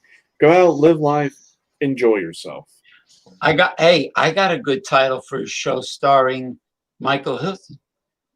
Pandemonium. In search of getting laid, or in search of poontang, or something like that. I'm not in search of it. It's just it happens randomly, and then here I am. I'm trapped in my home. I can't connect with people. I can't. So I know what it's like, guys. I know I keep talking about. What you're saying is you're home and you get a boner. You're home and you get a boner. You get a wood. Don't fear getting a boner when you're with Don't fear the reaper. When you're with the ladies, don't fear getting the reaper. Don't fear the boner. Don't fear. Listen, you think you're the only one that has Mr. Happy waking up waving, good morning? I want some Bob Evans breakfast sausage and or slab bacon and eggs. Bob Evans, what? Hey, lay it on me, man. Well, the other one is good too, Gwaltney. I'm a Jimmy Dean guy. Come on, Jimmy Dean. For it. Oh yeah, warms you up in the morning. It warms you up in the morning. Jimmy Dean sausage. Every man has desire. Bob Evans. You have to prioritize things during. Putting your dick inside a girl's vagina is not prioritizing it. In a time of crisis, you gotta prioritize things. Oh, I'm sorry. You I gotta did go to that brewery though, Michael Hilton. That one, that Bear Republic. That place is pretty cool. That's a pretty cool brewery, yeah. It's all right. I mean, it's not the craftiest of breweries, but they got some good beers there, and the steak and cheese was excellent. Yeah. But I must say that Michael Hilton, he helps me out a lot with the red pill alpha male talk at the beginning of the show. He's a great. I can't do that. He's a great alpha pill talk show host. He also is great at introducing us to West Coast craft beers. So those are my two favorite things. What? That's what I feel brought me to this point, is that I would used to just hit up the streets in the South of Market neighborhood of San Francisco, hit on chicks. I've been there. What? Didn't even have any alcohol in my system, and then I would even go to a bar in that same neighborhood, and then chicks would be coming up and hanging out with them, and I still do that. It's still fucking awesome. They didn't come out of sleeping bags on the side of the street, did they? Oh, no! It was quite funny. It was not that. It was not that. You ran away from that. All right, that's all. I think Los Angeles is having a severe homeless problem, and even Las Vegas. I would imagine too. I would imagine that. Yeah. If you want to put, I just remember for a second. Yeah. If you do want to put me on full screen for a second. Yeah, I will. Yeah, hold your horses, yeah, young whippersnapper. There you go. Whippersnapper. So it's funny. It's funny. So we be railing against, during this episode, me, James, and I feel Eric and Gary also, we be railing against male orbiters who are constantly bothering girls about their profile picture or their status that they posted on Facebook. And I'm just like, no. Fuck. If you full screen, please. Thank you. If you want girls to talk to you, you gotta talk to them. And how do you do that? First, you practice some cold approach. You practice some cold approach scenarios. She didn't see you. She doesn't know who you are. But you don't do that at a bar. You do that, say, like on a sidewalk or any scenario where she's really fucking rushed. And you just don't put a lot of emphasis on it. It doesn't matter what happens, because I got stood up 3 times by a girl in that scenario. So a lot of them feel weird about it. But here's the thing, is that when you do that, you feel refreshed, you feel revived. You go to a bar, next thing you know, you're just having a beer, hanging out, chilling out. 2 girls come up to you, and they're telling you to take off your jacket because it looks too heavy. They want to see your sexy abs. And just they're not actually trying to get you to buy them a drink or anything. They're just having normal conversation with you. It's Wait a minute. Thing. Is that how California girls in the San Francisco area talk to strange men? They just say, "Hey, big boy, take off your jacket. I want to see your body." Is that what absolutely, absolutely? And if you're doing a beer review over at the place, they will come in on the video, but they will do like a peace sign, which is really cool. They have this just innate, just self-confidence. They have this self-confidence that is just so betraying of girls who they can't even approach a guy. They can't even say hello to a guy because they, as we discussed, they want him to go up to her, and they want him to buy her drinks. You know why? Because they want the guy to pay for everything. That's why. But it's bullshit. Poor Eric, he took off. Oh man, I feel like we gotta go longer. This is awesome. Listen, I want to try to go to sleep because I don't know why my damn temperature was fluctuating so much, but maybe I'll take a Tylenol. I don't know. You'll be fine, James. Honestly, just like the other night, you had a panic attack because of what's been going on, and just you turned out to be fine. You'll be fine. Everyone's gonna be just fine. My sister says one thing for a she second. looked up the article that psychosomatic symptoms can occur during moments of high stress. So a body temperature can rise during. Well, you are worried about a lot of people not showing up at places. You were worried about like a lack of population. About that, man. I have peace. I feel peaceful when I walk outside and there's no humanoids near me at all. I'm just strolling, across the street, down the Hudson River. I'm watching the boats go by, and there's hardly any people. I mean, I'm not sad about that. Yeah, but you said though, like all my life consists now of going to the grocery store and then coming back. Yes. And hanging out. yeah, that is my life right now. But you know, That's my life too, dude. you gotta adjust. My Uncle Phil, who he's dead, but he was a self-made millionaire, and unfortunately he was a Republican, and used to call his father a pinko. He used to call me a pinko, but he learned, because my grandfather was like me, so he learned that he went to a Carnegie School of Business. I'm sure they taught him some really great things. They said you gotta be like a chameleon. You know how the African chameleon just changes color, he adapts. You have to be very adaptive. Like let's say you're having a business meeting with somebody really important, and this is what my uncle's story. And if you see a lot of photos of this man playing golf, you start asking him questions about his golf game. Oh, I always watch golf on TV. I heard it's from Scotland. Is that true? I'm a little fascinated. Tell me about it. Then the guy goes, "Oh, you're infatuated with golf? Oh, I love golf." Now you're his buddy. Now that when it's time to do business with the guy's like, "Hey, pal of mine, let's do business." I'm not saying it's an honest, sincere way to conduct business, because you're kind of being a sycophant, because you might feel there's no way I'm chasing a little white ball in 95-degree weather, hitting this little white ball around. Personally, I wouldn't do it. But you have to adapt. You have to be like a chameleon. In this case, we're adapting to this shit lifestyle.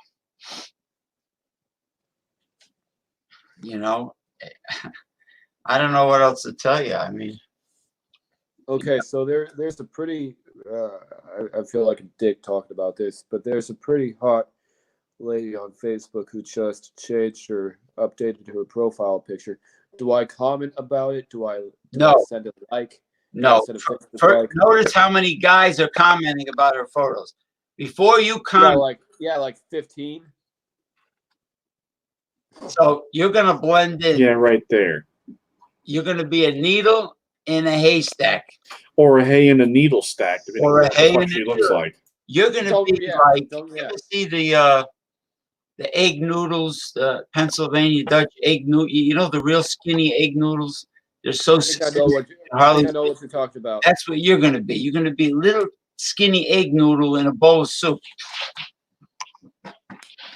Guys, I was on kind of an instant date the other month, and just this is what I did when I ran up to her on the street, and I was like, You ran up to her.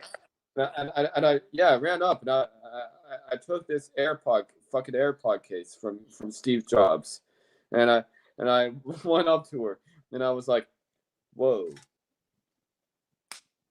I just wanted to say hi. How are you? How are you up to? Like I literally did that. Well, hi, how are you? That's another failure. But now, if you say hi, how are you, and she says, "I'm fine. How are you?" Okay, then what's next? You gotta say something clever. Clever to her. In a daytime setting, I would say, hey, do you know the nearest Safeway? Actually, I lied. I thought that you were kind of attractive. Ask her if she knows the way. I wanted to say hello. Ask her if she knows the way to San Jose. Do you know? Excuse me, honey. Do you know that? No, I wouldn't say honey. No, but everybody says what you're saying. You got to be different from them. Everybody. Yeah, but don't say honey. Don't say little sister. It's just no. Just say, excuse me. Do you know what's the easiest route to San Jose? Actually, no, I'm only joking. I just wanted to say hello. No, just you got to be different from all the other people. That's all. That's all what I'm doing. That's what I'm doing. You got to be very unique and different from all the other guys. That's what I do. I do a very indirect, direct thing, and then I And do the three-prong question thing. Now, if the girl has like 50 comments on her photo, Fuck that. you saying something means nothing, because you are a piece of hay in a needle stack, like Damon said. Right. So for all those you tuning in, we're talking about girls who overly inflate themselves and guys who pay way too much attention to the girl. They want to comment on her every picture, her every status. Yeah, that's called the sycophant. That's called the sycophant. Beta male sycophant. It's really fucking easy. Yeah. Listen. Yeah, it's really fucking easy to just not comment. It's really easy to not comment, not give a reaction. Yeah, but listen, what you got to do is you have to go to your phone and you got to make sure that your freaking microphone and speaker volume is all the way up. All the way up. You got to crank it up. Your voice is very low. Yeah. It keeps decreasing. But it's just, what the fuck is it with these guys? I don't care how long you've known her. Just do not comment on her pictures. Do not comment on her stati. Do not share anything that she posts. Because she's let her do what she's doing. You're making yourself a nervous wreck. She's you're worse than me, and I'm a nervous wreck. The girl is over-validated already. Her ego is sky high. Yes, you are overvaluating her. Oh, validating. Over-inflating her. Inflating her, right. Yes. And I cannot believe these guys who they walk up on people in the bar, and next thing you know, just they're calling a girl a bitch for not responding to them. I saw this on a picture. They do that in San Francisco? Yeah. I thought there were surfers out there. Yeah, but they'll straight up call a girl to her face. You're a bitch for not responding to me. Just Thomas Metal 75 says, "Fuck Damien, no more girl talk." Shit. Oh man, but it's just that's what we talk about though. Girls. All right, let's cease and desist with the relationship talking. You know why? Women will always be a mystery. No matter what, and all I will say is just never, ever. It's fucking.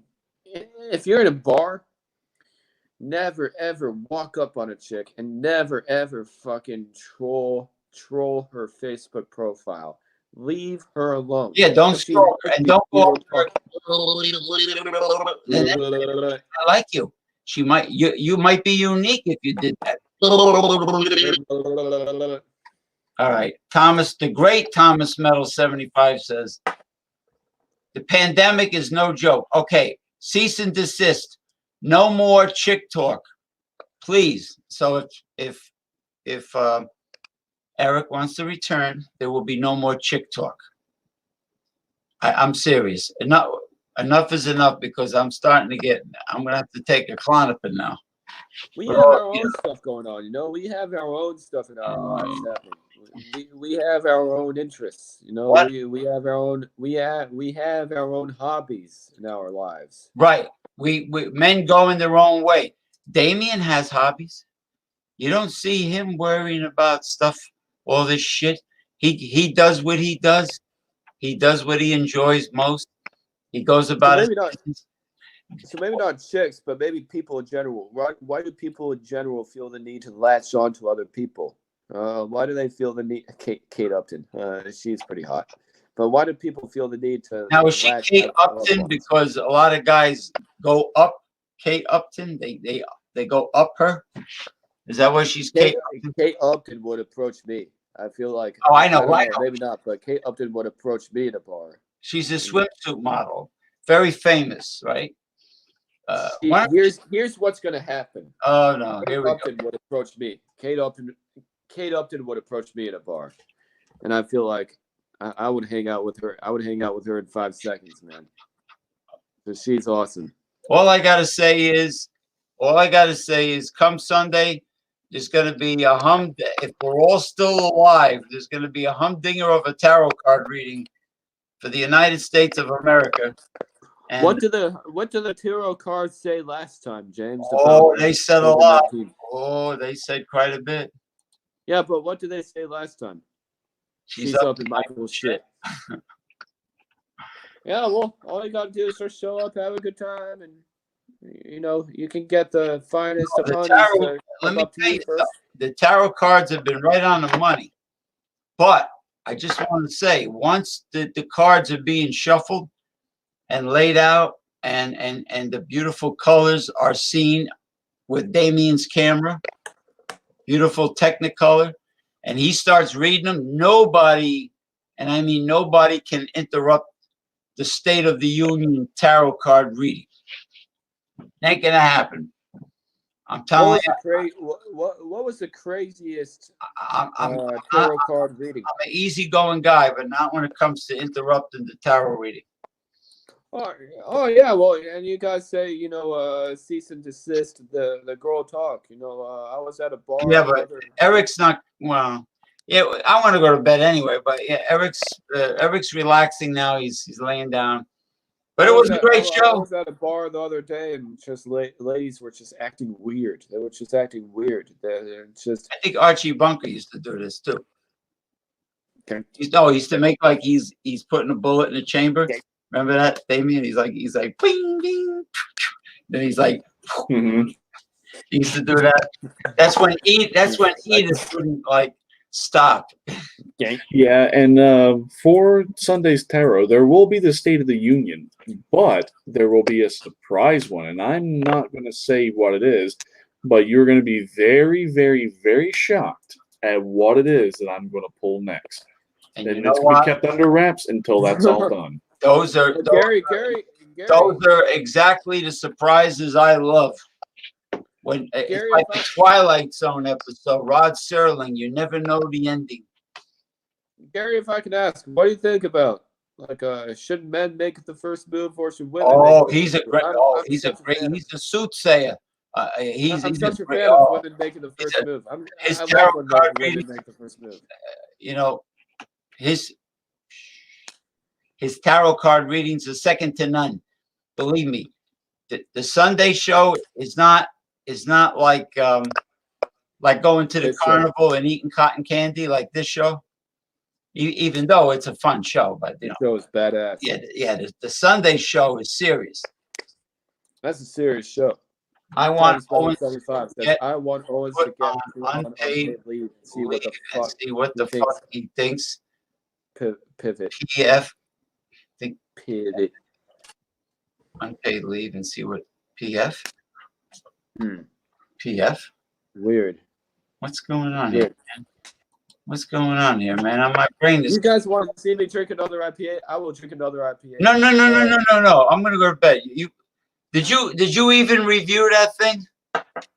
I did. I gave it pretty much a 5 out of 5. It's pretty much awesome. Man, but you complain about the ladies in New York. I don't think about them anymore. The Michael Hilton, honest to God's truth, I think about our society as the way it is now, what it became. I think about people as a whole. I don't even think about chicks and dating. I want to kick people's ass right now, man. Honestly, I want to beat the shit out of people. So you don't get laid like you used to. So why you couldn't? So you don't think about it. Think about hobbies. Try to find different hobbies that you like. Get your mind off of sex, man. It's just I can't because it happened. It was so nice because all I did was just show up and it was awesome. All right, let me ask you a question. There. There's Thomas Meadow. Let me ask you a question. If you were in the porno industry and you were a famous dude and you were doing all kinds of videos. Like Salvatore, you're doing a video of one girl. Sometimes you took on 2 or 3 girls. Would you get sick and tired of it? Like if you owned a Dairy Queen and you had hot fudge sundaes and banana splits like every damn day, like every damn night, like would it get to the point where you were desensitized? There's the word I'm looking for. You were desensitized to it all. There's the word desensitized. It's possible. It's possible to get desensitized. That's what happens when you get older. When you get older, your way of thinking changes, your priorities, you think of things that are deeper in life than just hooking up with somebody for the sake of sex. And then, because what happens is it's glorified masturbation is what it becomes. So if you were a porn star, the guys don't get paid a hell of a lot like the women. But let's say you might get desensitized by it all. So you got your Speedos in a bunch right now over these women. You got your Speedos in a bunch. Not really, but yeah. Now look at Mr. Thomas Metal 75. He's got 12 weeks. He's laid off for 12 weeks, man. Working for 12 weeks, Damien. So he'd be challenging you a little bit, Damien. I mean, I've said everything there is to say. I mean, if you just want to be the ostrich and just put your head in the sand and just realize the bullshit that's in front of you, fine. But I mean, I've said enough. I mean, if you don't want to listen to me and don't want to take into consideration when I say, fine, I don't fucking care. But all I'm going to say is at the end, everyone's going to see the real dark hidden agenda behind all of this, and it's all going to come to light. The president invoking the National Defense Act. Well, there's one thing is for certain. The oligarch can never be up to anything good. It can only be up to no good. And they're ruled by greed because it's an obsession. And that's how it was back in the days of imperialism, the monarchies.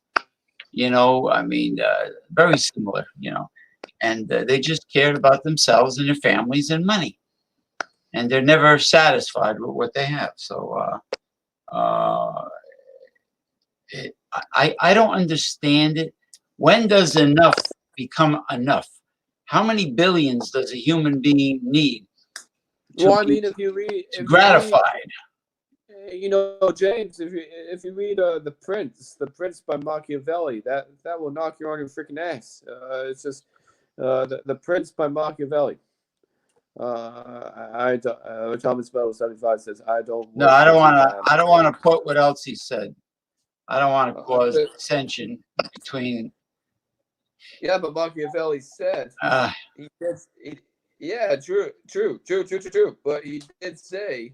You better raise you never give too much to the public. You never give too much to them. You give them some things, but you never give too much to them, because otherwise they will, in times of agony, they will dissent, and they will overtake you, and they will override you. Listen, companies are laying off because for the obvious reasons, because social distancing. Companies are laying a lot of people off. That's a fact. That sucks. Now, what does Damien think about Machiavelli? Damien, what's your? He knows all about Machiavelli and the money changers of Florence, Italy. Machiavelli. He's a piece of. Oh yeah. He's an asshole. Machiavelli. He believes the ends justify the means, right? Michael Hill. Yeah, the ends that's very much what he says. The ends justify the means. But Damien, what do you think about Machiavelli in these times, or maybe even Rousseau, in these times? Jean-Jacques Rousseau. Right. Well, okay. Well, if Thomas Mendel insists that I answer his question, okay, this will be the last time I say anything about the coronavirus. So if it doesn't sink in this time, I don't care. This is going to be the last one I'm going to say because I myself am sick and tired of fucking seeing all this stupid bullshit. Okay, first let's start where this virus originated from. Okay, Wuhan, China. Very heavily industrious part of China. What is China known for? Terrible air pollution as well as terrible air quality. Okay, so the government shuts down these factories and the pollution stops, the air quality improves, and then all of a sudden it just clears up and then goes away on its own. Why? Not right now. I'm talking about something important. Well, you can talk to him here in a minute. When I'm done talking about what's important, you can talk. All right. So it goes away on its own. Boom. Like that. Just not overnight, but just clears up. No quarantining, no vaccination, no treatment, no nothing. Boom. It's gone. Okay. So what happens this time every fucking year? The cold, the flu, allergies, pneumonia, stomach bugs, what have you. It all goes around this time of year every single year. And in fact, quite a few tens of thousands of people die every single year because of this. And in fact, you'd be surprised just how many people die every single day naturally and unnaturally. And all of a sudden, now, somehow we gotta care, we gotta somehow give a fuck when no one really gave a shit or gave two fucks about it before. Come on, give me a fucking break. It's just like now we have to panic, but then yet now there's more of a serious hidden agenda behind it. Now they're seeing that Americans are so full of disdain and hatred and distrust for bullshit, and they don't care exactly where the bullshit is coming from. They don't care if it's coming from the Democrats. They don't care if it's coming from Republicans or where the bullshit's coming from. They're tired, they're fed up, and Americans are just seeing that the system does not work for them. They want a new system, and if it boils down to a civil war or a revolution to institute a new system or a new government, the one that works for them, at this point, they would not say, you know what, that doesn't sound like a bad idea after all. So now, with this 2020 election coming up, they have to do everything in their power. They got to create an artificial threat to keep the population subdued and to quell this rebellion. Now, on to the second question. The answer, why I am not working. Because this is part of, Wait, I thought you were working, though. I thought you were like... Hang on. I'm getting to his question. I'm getting to his question.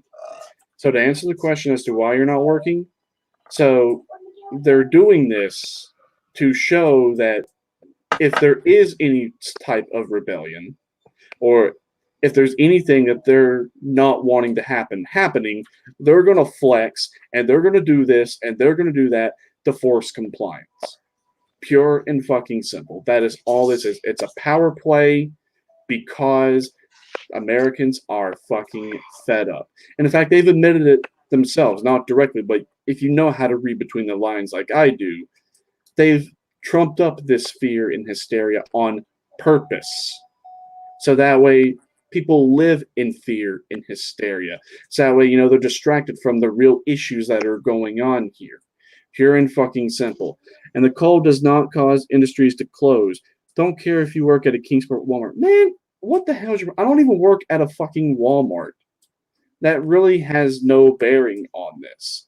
Yeah, you're right. The cold doesn't cause industries to close. And in fact, they've never really closed everything before. It's just now all of a sudden it's a pandemic and a virus. So I pretty much said all I can say. If you don't want to look at the bullshit that's in front of you, you can lead a horse to water, but you can't make it drink. That's all I've got to say. That's all I'm going to say. And you're going to see the true dark hidden agenda behind all of this sooner or later, and you're going to see this virus was just a front all along. And the last point, take it from where this source is coming from. They've cried wolf. They're like the boy who cried wolf. So they claim, this is true, this is this is that. Well, now if it is true, no one's fucking believing you. Like me. because when you have someone who's cried wolf so many times, you can't believe them. You take everything they say with a grain of salt, and in fact, probably rightfully so. So that's everything I've got to say. So no. Post that last comment. Moron, good night. Hope you choke on your vomit. Wishful thinking. You think that hurts my feelings? Right wingers and left wingers say shit like that to me all the time just because I tell them the truth and they don't want to accept it. So, my wee little heart, my wee little feelings. I'm a twiggered snowflake. Just because someone's going to die and choke on my own vomit. I'm going to cry myself to sleep tonight. Nice try. I hate to see this kind of. I really, like that song. Why can't we be friends? Why can't we be? I hate to see people call each other names, and it's just a question of. Just an honest civil debate. Just have an honest civil debate and respect the differences of opinions. There's a lot of people that got laid off, but you know what it is? The problem is when, you see what your unemployment is going to be like when my sister got laid off from her very good job, and then she was getting paid a lot less than what she was used to getting paid. And then eventually she ran out of unemployment. Now what is she doing? She's doing temps. Temp to hire. They call it temp to hire. You work in an office. If they like you, they keep you longer. If they really like you, they offer you a permanent job. If not, you go find another temp. And this is a woman who's got a long, impressive resume. This is because why? She's older. They don't want to pay the older, experienced, a competent employee. They rather pay some kid fresh out of college and pay them less. So my sister has to suck it up and deal with it. Okay, and she's got a leased Honda Accord that she has to think about making payments on. You know what? In New Jersey, four immediate family members all died from corona, and the fifth is infected. Chris Cuomo is in tears. It's like, there's always someone out there worse off than us. There always will be. So, it's really bad. It's really bad, man. Here we were complaining about other countries like Italy, China, Spain. Spain tried to ease the restrictions, and yet even after they eased social distancing, it didn't work. Cases skyrocketed after they eased the restrictions. You know what they do in China? My friend Shirley Chen from Shanghai tells me. She showed me a video. You go into Costco, nice store. You go into Costco in China, and they treat their employees very well, by the way. You go there, and the management is on the megaphone. Stay 1 meter apart. They say that. They say that at the supermarket where I work. At the supermarket where I work. Yeah, they say that. Practice social distancing. Hey, you. Practice it. You're getting too close to the other people. Buy what you need and leave. Go to the cash register. Leave. Go home. Buy what you need. Yeah, so you were worried about getting kicked out of places because maybe you were being a little bit delinquent. Well, nobody wants to be blowing no fucking droplets on other people. Droplets on other people, man. Look, you know what? China has no new cases. Singapore, South Korea, no new cases because they did what they needed to do. They had the money to build 2 hospitals in Wuhan province, I believe. They have the money for all the respirators in the world, and the masks and the gloves and the gowns. So Italy is getting help from China, and Spain is in trouble, and Italy's in trouble, and all I have to say is, I don't know what the hell's going to happen here in the United States. I really don't know. But I try not to watch. There's a lot of people running out of beds. A lot of people. Well, forget about girls. Running out of masks. Forget about girls. Who sang that song? Motley Crue. Girls. Girls. At the dollhouse in Fort Lauderdale. Yeah, I love that song. One of my favorite Motley Crue songs. But anyway, I can tell we're probably all getting tired. We're running long. So I'm going to leave you all with the final quote, and then we can skadoose. You know, we all have to skedaddle. We all have to skedaddle. Yeah, well, and this is from George Orwell's 1984. In the universal world of deceit, telling the truth is a revolutionary act. I agree. Telling the truth alone is a revolutionary act. And look what happened to Orson Welles when he did War of the Worlds on radio. People Didn't he also do 1984? Oh, George Orwell? Well, you know George Orwell, Michael. Yeah, I feel like he did the novel. Didn't he do the novel in 1984? That's what I just quoted. Yes. He did a tyrannical oppression, and he did just when times go bad, everybody run. And remember, she has legs and she knows how to use them too. Some girls do have legs, and they do know how to use them too. Yeah, well, you know what? Forget about girls right now. Save your ass. Worry about the country. Worry about what's happening to the country and society, and don't worry about hooking up with chicks. And what am I gonna do, man? Just what am I gonna do for the next 8 weeks? What am I gonna do for the next 10 weeks? If girls really walk up to you in San Francisco area, go to the liquor store, get some Carlo Rossi White Zinfandel, some port wine, put it in the back of your refrigerator, let it get ice cold, and just tell them. They say, "Oh, where are you going after this?" "Oh, I'm going to go home and relax with some port wine."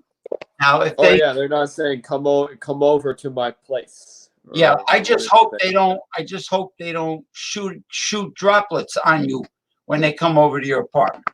That's all I got. Talk to Asian, especially now.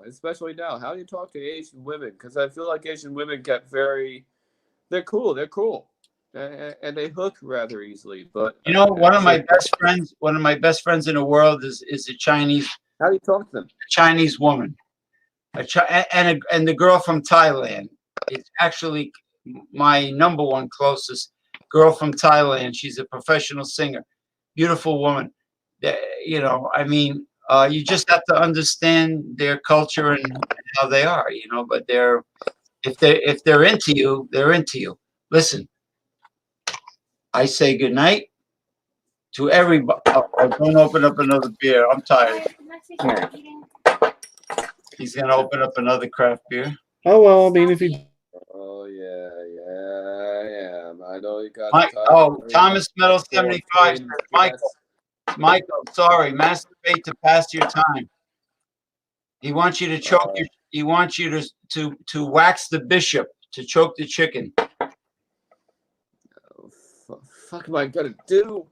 Oh, Michael, you'll be just fine. But anyway, I'm glad you say that. I mean, everyone at least stay safe out there. I mean, if push comes to shove and you have to defend yourself because of what happens, just do what you got to do. All right. You know, don't go looking for fights. Don't go looking for trouble. But if someone tries to come to your house and inflict harm or do something to you while you're out in public, defend yourself. Stand your ground. And if somebody tries to loot, at LOOT, your place, your home, be prepared. I would love for someone to try to loot my house. I've got an AK, a shotgun, and a pistol.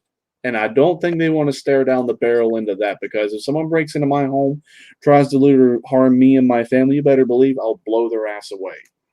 So somebody said earlier today.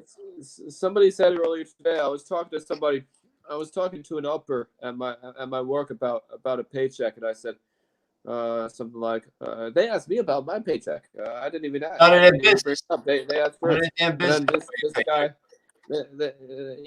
this guy standing on the street just said, what about my paycheck? And it's just shut the fuck up. Wasn't there a guy named Johnny Paycheck?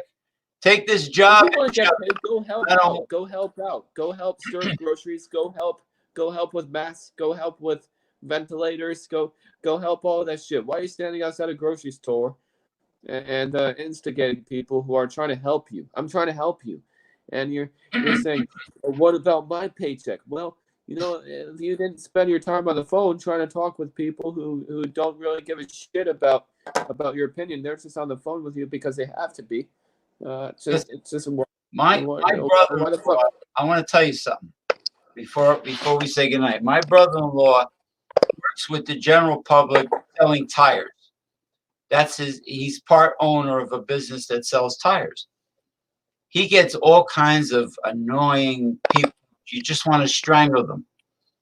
Oh yeah. Oh, are you open? Are you going to be open Monday? It's a national holiday. You're going to be open? Yeah. Oh, 91 years old. Could you cut me? You gotta help me out more. I'm 91 years old. He says could you cut me a good deal? He says I'm already giving you a discount. He says I have to make some money. He says, oh, if you don't give me a discount, I'm going to go to the other place. He says, well, go to the other place and buy your tires. I'm not holding you back. Anyway, he's a gun enthusiast. Nobody's going to loot. Nobody's going to loot my brother-in-law.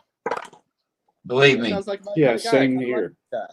Nobody's going to loot my brother-in-law. Yeah, same here. I'm a gun enthusiast just like him, except with Tennessee being more relaxed, I own something more than probably what he has. I mean, I don't think he's got an AK with standard capacity magazines. How do you smoke be a rifle? How do you smoke be a rifle? Got an uncle with heavy duty connections. I'm just saying, New York and New Jersey, they're pretty strict. Tennessee is very relaxed and lenient on a lot of stuff. So I don't think he has an AK with standard capacity magazines, a 12-gauge shotgun, and a pistol ready. What is your opinion of the Barrett 50 caliber rifle? Ooh, the Barrett 50 cal. I saw one at a pawn shop for sale for $9,000. What? Yeah, $9,000. $9,000? Yeah, $9,000. If I'd have had the money, I'd have been like, here's $9,000 in cash, $100 bills. Just shut up and take my money. Run the background check so I can take this bad boy and go. Because that'll stop a truck. You shoot it through the grill, right? Like a military truck. If you want to stop a military truck, you just shoot it right in. Yeah, I mean, if you want to. I mean, those are legal to own here in Tennessee. I mean, they're semi-automatic rifles, and, semi-automatic rifles aren't banned, and 50 cal weaponry and 50 cal ammo is not banned, so you could theoretically own it here. You got the money. It's a lot of punch. That's a huge wallop, that firing that damn thing. I don't think any looter wants to face that. Yeah, I don't think they want to face my AK either, because I've got that will fucking knock you out. Yeah, I don't think anyone wants to face down my AK, because my wife, she went ammo shopping the other day, and she was able to get me some 7.62x39 hollow points, and an AK hollow point, they are nasty rounds, and I have a full magazine loaded up 30 rounds. So knock you out. Is that what the Russian special forces usually use, the AK hollow points? Hollow points are not supposed to be used by law enforcement or military because of the Geneva Convention, but apparently for civilian use, they're completely fine. You can use a hollow point for just about anything, but they're more popular for hunters because when you look at the bullet, and you have your cartridge, you have the tip of the bullet here. But when you look at it, it doesn't come to a point. When you look at the very end, it's got a little hole. It's hollow because when it hits something, it's designed to balloon out. So it makes a bigger, it makes more damage as it goes through something. So it flowers outward. Mm-hmm. Like a blooming onion at the Outback Steakhouse. It just flowers out like shoo. Yeah, so if you get shot with one of those, you're going to lose an arm, you're going to lose a leg, or it might just blow a big hole in your chest if you get shot by one of those things. Yeah, you don't stand a chance. Or if you're unfortunate to get headshotted by one of those, your head is just going to be like a busted watermelon. I believe it. Well, if it can stop a military truck by shooting it into the grill, you know what it can do to a human. Mm-hmm. But the topic of Sunday is about why all of a sudden Joe Biden doesn't want to debate Bernie Sanders anymore this year. He's avoiding it. He says why? No. He's way ahead of him in the polls. Yeah, not to be joking, but it's because he got hairy legs that turn blonde in the sun. I know Eric saw it and it's pretty hilarious, but I know it's gonna happen. Why? Besides him feeling that he's ahead, he knows what the topic is going to be about. If he debates Sanders, it's going to be about dealing with the pandemic and how he would deal with it, and in comparison to Donald Trump dealing with it. And I don't think Joe Biden has what it takes to really debate Bernie Sanders. Once Sanders doesn't really have what it takes to debate Trump. For a guy with 2 stents in his heart, he can get pretty riled up. And I think he's avoiding it because he feels like Michael Hilton said, he feels like he's just gonna coast right in. But that tarot card reading and part 4 of the Confederacy this Sunday. Yep, part 4. Part 4 about the Confederacy before the very special tarot card reading. And that's it. Michael Hilton, thank you for the red pill talk. Eric is not into red pill talk. But he did a great review with his beers, and we appreciate his guitar playing. But about the job loss, we're very sorry for it, but there are a lot of people that are jobless now. Yeah, what, like 3.5 million? 3.5 million. No, it's a shame. Let's see what this so-called stimulus package is going to do. Stimulus. I can tell you right now, not a damn thing. What is it going to do? What is it going to stimulate? I agree with Damien on that. That is not going to do stimulate anything. Yeah. Stimulus package. It was going to stimulate the friggin' top 1%. You're like, yeah, let it stimulate this. There you go, Michael Hilton. You can put on Pornhub.com. Stimulate this. You got all the free porno you want. The stimulation. Like Eric Fraunfelter says, freaking bishop. You know the bishop on a chess set? It looks like a penis. Just I'm really worried about dating. I am really worried about dating. I'm sorry. I'm just really worried about, like, I don't do dating, but I'm really worried about dating right now. Just how. But don't worry about dating. Don't worry about it.